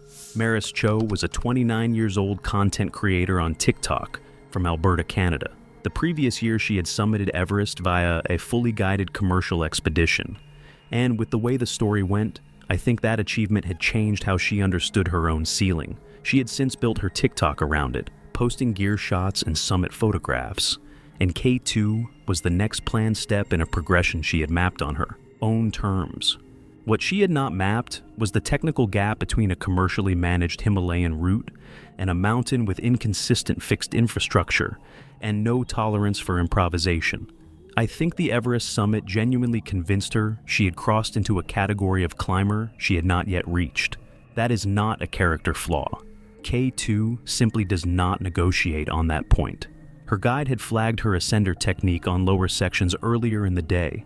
She consistently seated the device at an angle rather than fully engaging the cam against the rope. She adjusted briefly each time and continued upward without resolving the underlying habit. At a rest stop below the bottleneck, she filmed a short clip from an exposed position with the valley floor thousands of feet below, unclipping briefly from one line while repositioning to the next, fixed segment before reattaching. A nearby climber later told investigators it was the kind of casual behavior that made experienced alpinists uneasy. The guide warned her specifically about the bottleneck's transition sequence before she entered. Non-continuous fixed lines requiring independent clip management on near vertical ice. She acknowledged him and proceeded. The bottleneck is a narrow couloir pressed between K2's upper shoulder and a Sirac band that releases ice with no warning onto everything below. A climber 30 feet below Maris on the slope noticed her clip her ascender to the line at an angle, the cam not fully seated, before she weighted it and began moving upward. Her crampons were not biting consistently. He described her left foot skating slightly before catching. She jerked downward once as her weight shifted unevenly. Instead of stopping to reset the device, she pushed upward again, immediately. Her crampon failed to bite on the next step. She swung outward from the slope, and the ascender slipped down the rope as the cam failed to bite under load. The climber below watched her. Reach for the rope with both gloved hands. She could not hold it. A second fixed line ran approximately 2 feet to her left. And to my surprise, she was not clipped into it. She began sliding. Witnesses described the first few seconds as almost slow, as if she might still catch something. Then the angle of the slope took over. She struck a rock outcrop in the midsection of the couloir, which rotated her body and continued downward with repeated contact against ice and exposed rock. The sounds carried clearly to climbers still on the fixed lines above. Those lower on the route pressed flat against the ice as she passed. Her helmet came off somewhere in the lower visible portion of the couloir. Beyond a steep rollover at the base, she was gone. I have looked at photographs of that section of the mountain many times since researching this. There is nothing soft about it. There is nowhere to stop. A climber on the fixed line radioed base camp within minutes. A descent team attempted visual confirmation within 2 hours, but the terrain configuration and continued Serac hazard above made access to the fall zone impossible. No recovery was attempted. Medical findings reconstructed from the fall path and last confirmed point of contact indicated fatal blunt force trauma to the skull and thoracic cavity, consistent with multiple high-velocity impacts against ice and rock during an uncontrolled descent of several hundred vertical feet. No equipment malfunction was identified. The ascender functioned correctly under proper use. In the months that followed, her family submitted formal removal requests to the platform hosting her account. Reposts were taken down. The account was memorialized for a time, then removed entirely. I keep thinking about the clip she filmed from that exposed rest stop below the bottleneck. Gloves on, harness visible, the drop behind her not fully registering in frame. She had built genuine confidence on a foundation that looked solid from the outside, and no one had made the difference between Everest and K to feel real to her before that morning. That distinction cost her everything, and it is worth being honest about that, even if it changes nothing now. It was April 18th, 2026, Mount Everest, Nepal, the southeast ridge, the only road open that season after the Tibet side had shut down completely. One path, one weather window, and more climbers on that mountain than any season in recorded history. What happened up there didn't surprise me. That's the part that bothers me most. Caius Nwosu was 31 years old, a content creator from Atlanta. Not a mountaineer, not even close. The highest he'd ever been was around 19,000 feet. A guided trip he'd done the year before. But he had a following, a camera setup, and a belief that summiting Everest on film would make his career. He came to base camp with 2 phones, and that gimbal. I remember seeing it and thinking, that thing is not going to make it past Camp 2. He left it at base camp after the first acclimatization rotation. Too heavy, too awkward on the fixed lines. Just the phones from that point on. His permit came through a third-party booking site. No background check, no screening, no questions asked. Nepal had announced tough new rules taking effect in 2027. Experience requirements, operator licensing, permit caps. The moment it landed, hundreds of climbers rushed to get on the mountain before any of it could stop them. From the start, Caius was always the last one moving. The reason was never a mystery. He would stop to pull out his phone and spend the next few minutes searching for the perfect angle. The guides told him to keep up. He would, briefly, and then 20 minutes later, he'd be at the back of the line again, doing the same thing. It didn't take me long to figure out what kind of problem he was going to be. Summit night, wind chill was sitting at around minus 40 degrees Fahrenheit, and the fixed lines were packed with climbers from every expedition on the mountain. It was the only weather window of the season, and nobody was going to wait. The mountain had one opening, and hundreds of people trying to squeeze through it at the same time. Like every climber above 26,000 feet that season, Caius was on supplemental oxygen, a flow rate set by his guide before the summit push. It keeps you functional up there, but it is not a buffer against everything.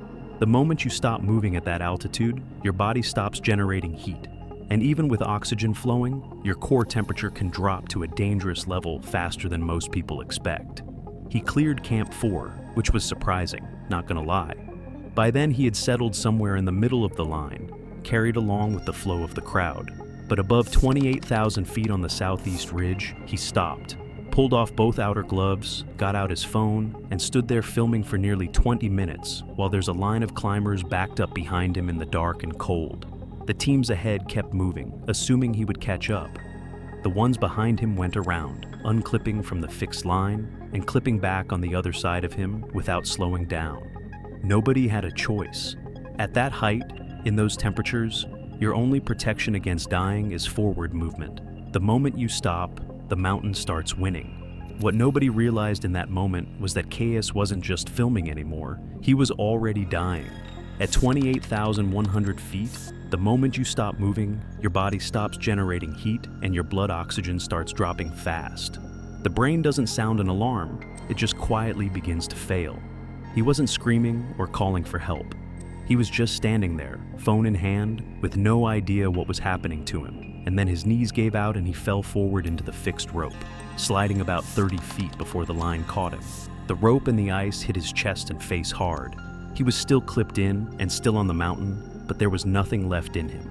A descending Sherpa found him about 4 hours later and immediately called it in. A rescue team pushed up, but the altitude and the crowded route slowed everything down, and it took them over 2 hours to reach him. By the time they got there, it was already too late. He was declared dead on the mountain. A helicopter couldn't reach that elevation, so his body stayed up there for 3 days until a recovery team was able to bring him down. His phone came back with him. The footage was still there. The last clip was time-stamped 3:47 in the morning at 28,100 feet. His tracking chip confirmed the exact spot where he stopped. Just over 20 minutes, not moving, right at the point where he collapsed. The official cause of death was hypoxic cerebral shutdown, made worse by standing still for too long in extreme cold. Both hands had severe frostbite from taking his gloves off. The fall was listed as a contributing injury. The case was ruled accidental. The expedition operator faced no consequences. It was July 21st, 2016. Cathedral Peak's granite slabs were still damp from overnight temperatures that had dropped into the low 40s, and a thin haze clung to the high country around Tuolumne Meadows. Experienced climbers would have predicted the fall about to happen, but not 19-year-old Tevin Relko. Tevin was a first-year automotive technology student at a community college in Modesto, California, who worked weekends at a local tire shop. People said that he had done indoor climbing at a gym several times and one outdoor top rope session the previous spring. That summer, friends said he'd watched enough climbing footage online to make Yosemite granite look approachable, and a weekend camping trip became the plan. He drove up with two friends, camped Friday night, and by Saturday morning was walking out toward Cathedral Peak's lower slabs.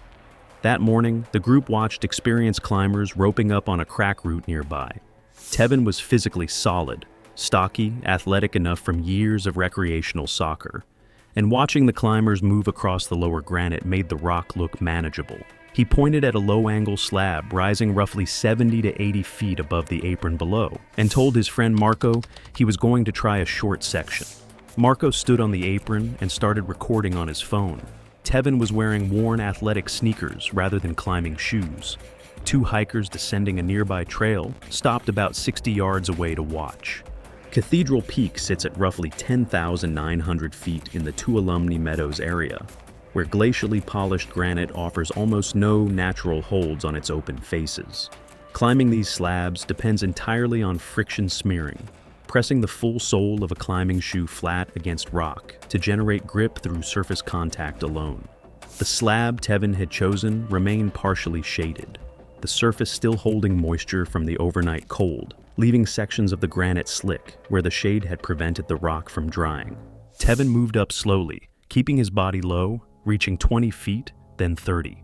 The phone video shows him pausing twice to adjust his footing, before stepping his right foot onto a section of granite where a faint damp sheen remained. His shoe moved immediately. His left foot came across to compensate, but skidded sideways. His upper body tilted backward. For 2 or 3 seconds, he remained standing, arms dropping as he tried to recover balance. But the slope was working against him. Both feet went out at once and his body came down flat onto the granite, back and hips striking simultaneously with a sound witnesses described as a hard slap against stone. He began to slide immediately.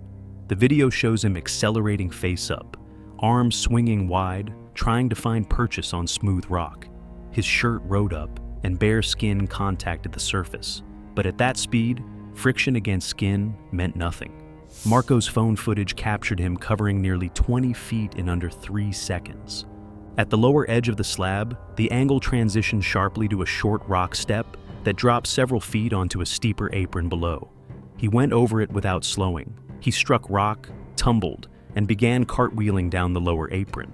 The two hikers later reported seeing him tumble and bounce across the granite from their position for nearly 80 feet, his head and torso striking the surface multiple times before he came to rest near scattered boulders at the base.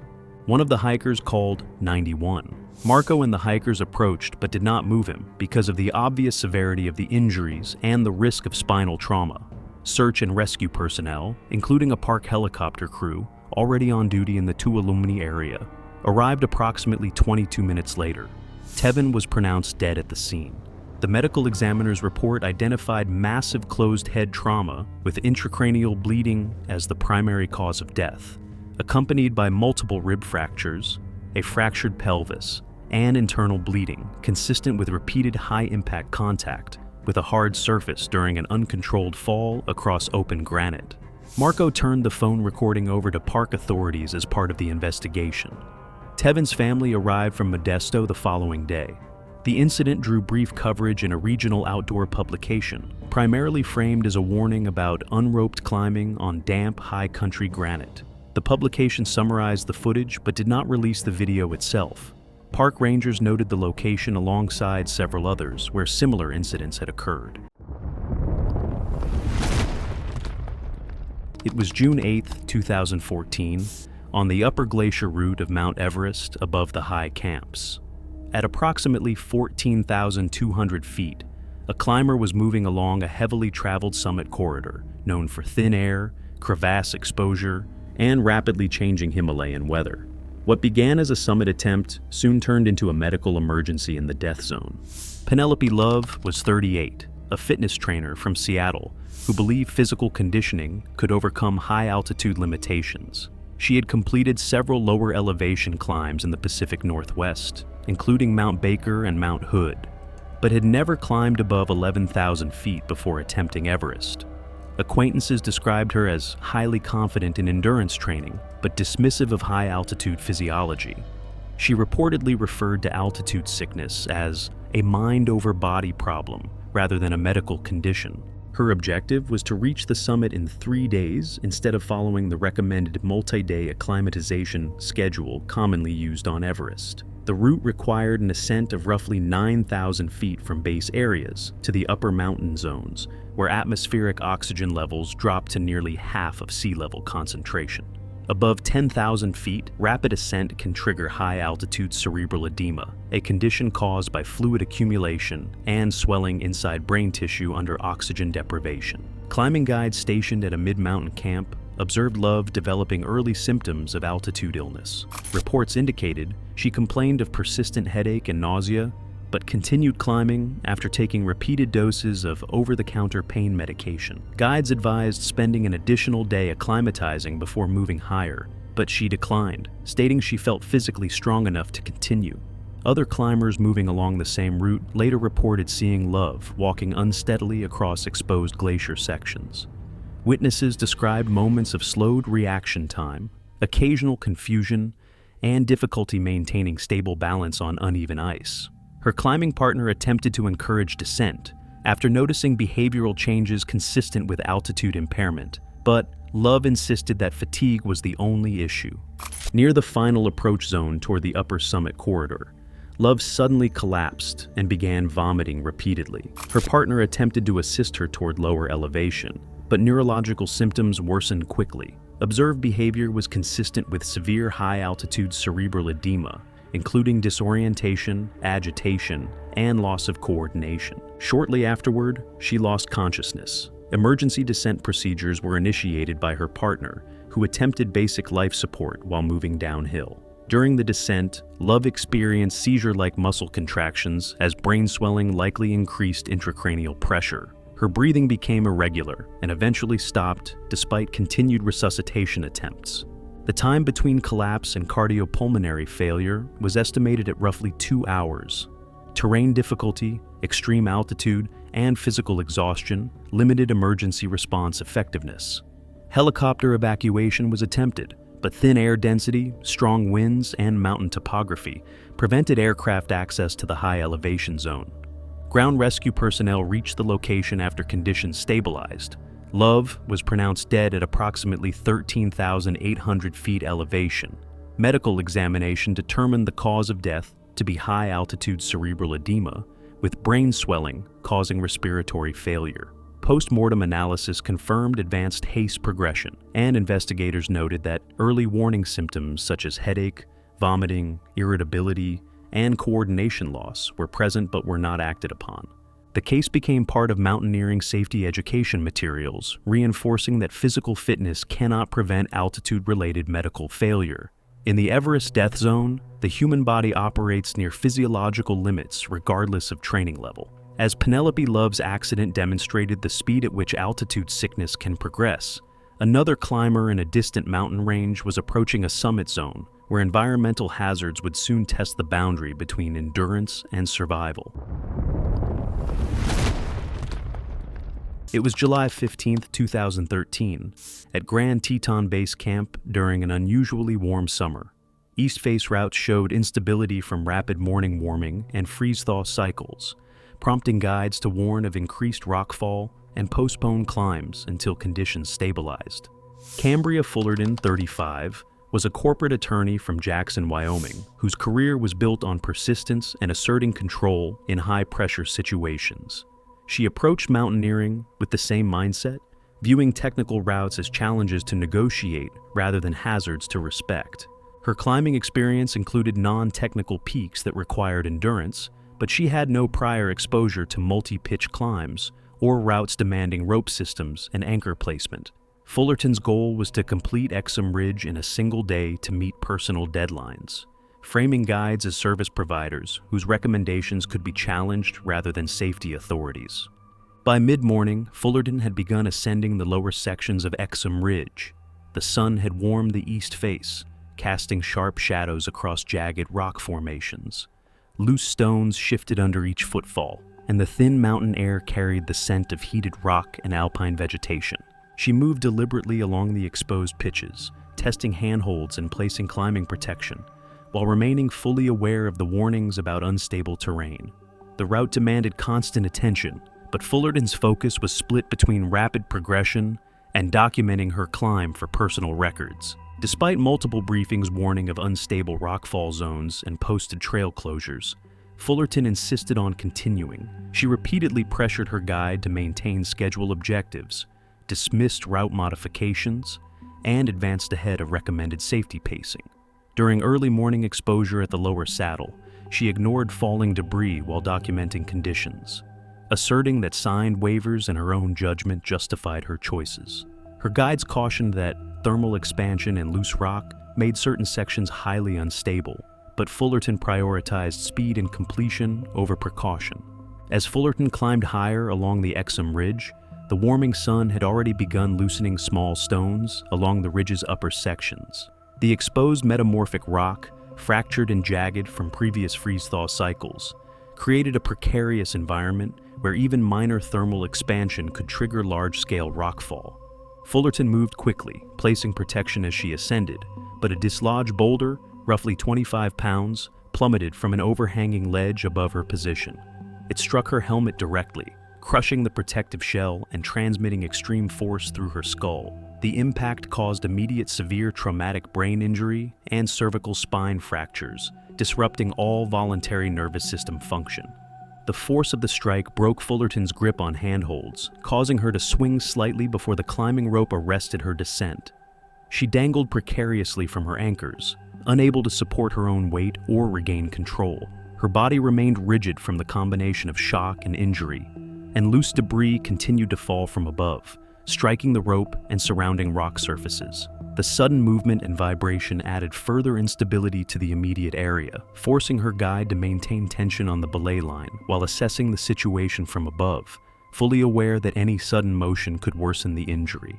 Blood from cranial trauma began to soak through her clothing, and her breathing became irregular and shallow, indicating severe neurological compromise. Despite the guide's attempts to provide reassurance and prepare for technical rescue, Fullerton remained unresponsive, with agonal gasps marking the initial stages of brainstem failure.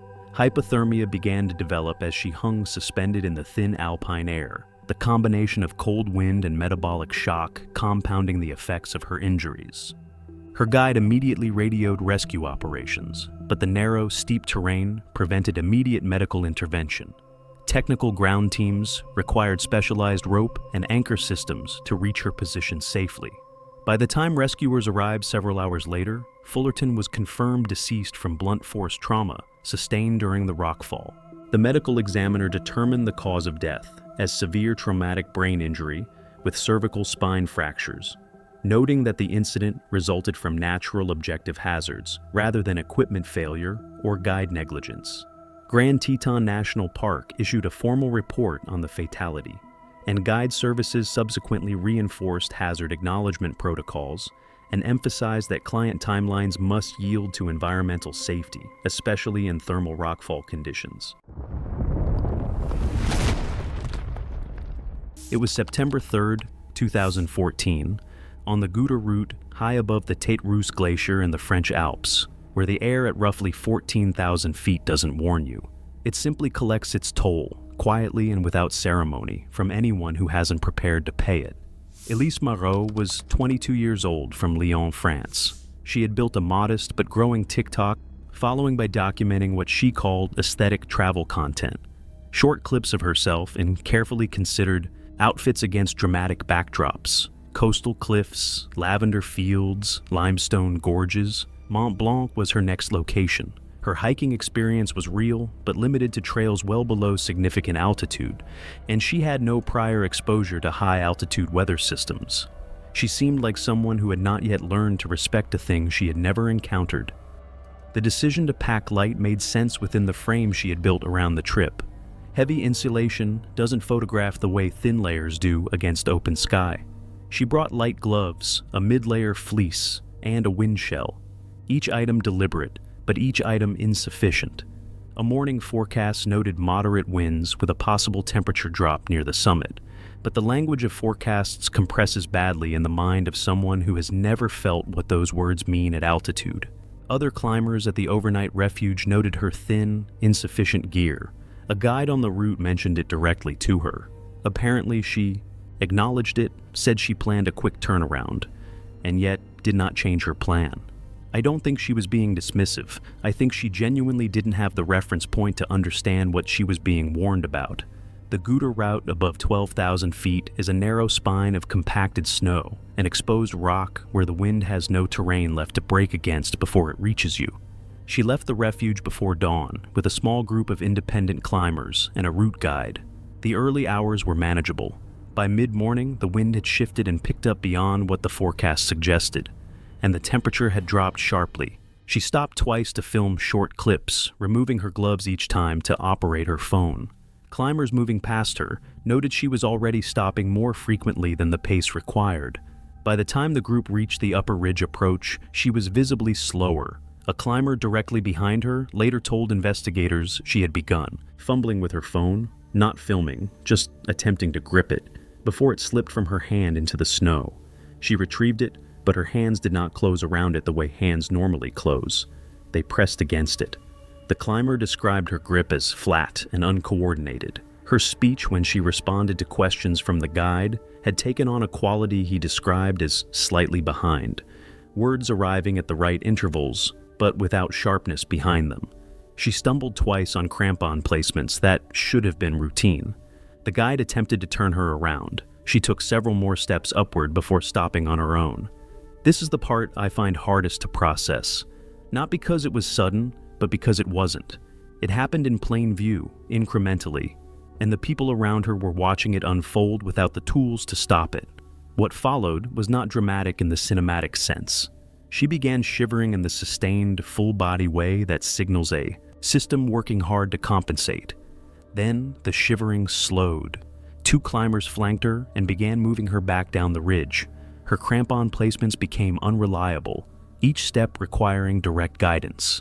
Within minutes of the descent beginning, she sat down in the snow and could not stand without being physically lifted. Her head dropped forward. A climber supporting her left arm described her eyes as open, but not tracking. Her responses to direct questions stopped entirely. She remained unresponsive during extraction and transport, and rescuers continued active rewarming and monitoring during the flight before she was later pronounced dead at the Valley Hospital. The medical examiner determined the cause of death to be fatal hypothermia with associated cardiac arrhythmia, secondary to core temperature collapse. In the weeks after her death, short clips from her trip were shared by a small fashion-focused TikTok account. Viewers began commenting on her clothing choices, and the footage before the posts were mass-reported and removed. I've thought about that a lot. The last images of her that circulated weren't about what happened. They were about what she was wearing when it did. That feels like its own kind of cruelty, separate from the mountain entirely, and one that nobody was held accountable for. It was May 1st, 2026. Mount Everest, Nepal. The southeast ridge that season had already seen more traffic in a single month than most routes see in a full year. Every camp was crowded, every fixed line was worn, and the weather window everyone had been waiting on was finally opening. Harlan Wolf was 25 years old, a personal trainer from Phoenix, Arizona. Fit, driven, someone who believed hard enough that physical preparation could solve most problems. And to be fair, he had put in the work. Months of training, weighted pack hikes, everything you can do at sea level. But none of that changed the fact that his highest prior altitude was just under 14,000 feet. A weekend trip to Colorado the year before. That was the extent of his experience going into one of the most unforgiving places on Earth. He got his permit through a third-party reseller with no experience audit and no credential check. The reseller was moving allocations fast that season. The rush to beat the 2027 regulations had created a secondary permit market where speed mattered more than screening. Harlan Polk's the permit cleared, and nobody asked if he should actually be there. His operator was raising concerns about his pace and his technical ability from as early as Camp 2. They raised it yes, but nothing really happened. Watching climbers like Harlan that season, what stood out to me wasn't arrogance. It was how genuinely unaware they were. He didn't know what he didn't know. He believed fitness was the main variable, and honestly up to a point it is. But above 26,000 feet, none of that matters the way you think it does. The death zone doesn't negotiate with anyone. He struggled from Camp 2 onward, slower than everyone else, more rest stops than his Sherpa wanted, visibly working harder than the climbers around him just to keep moving. By Camp 3 at around 23,500 feet, his guide had flagged him twice. Nothing changed. On summit day, he was already 40 minutes behind his group before they even pushed above Camp 3. The whiteout hit fast at around 26,800 feet. Visibility dropped to under 10 feet within minutes, the kind of condition where the fixed rope right in front of you vanishes and the only thing keeping you en route is your grip on the line. When visibility goes like that, you stop moving and you stay on the rope. You don't take a single step without your hand on it. Harlan didn't have that instinct. Nobody had drilled it into him because nobody with the authority to pull him off the mountain had ever taken his inexperience seriously enough. The group ahead sheltered and held position. Radio calls went out and Harlan didn't respond. He wasn't with them. What the GPS data recovered afterward showed was that he had lost contact with the fixed rope line somewhere in the whiteout and drifted. Not dramatically at first, a few feet off route, then more, the disorientation compounding with every step in zero visibility. He moved approximately 600 feet off the established line onto the exposed western face of the Geneva Spur. At around 26,500 feet, the terrain dropped away beneath him and he fell into a crevasse. The fall depth was estimated at between 35 and 50 feet based on where he was found. He made it to the bottom alive. Fractures with both legs, probable spinal trauma, according to the recovery team. The crevasse walls cut the wind, and the temperature inside sat at around -20 degrees Fahrenheit. Every climber that season was required to carry an electronic tracking chip, one of the few new mandates that actually worked the way it was supposed to. His GPS. Beacon fired on impact, and base camp had his coordinates within minutes. Finding a viable path to reach him at that altitude took time, though, and the whiteout conditions slowed everything down further. His GPS device and tracking chip were both recovered, giving investigators a full map of his route deviation from the moment he lost the fixed line to the point of the fall. The permit reseller was investigated afterward and found to have issued 14 permits that season without verifying a single applicant's experience. The official cause of death was hypothermia and exposure following traumatic injury, with the fractures and probable spinal trauma listed as contributing factors. The case was ruled accidental. The reseller was flagged for regulatory review ahead of the 2027 rule changes.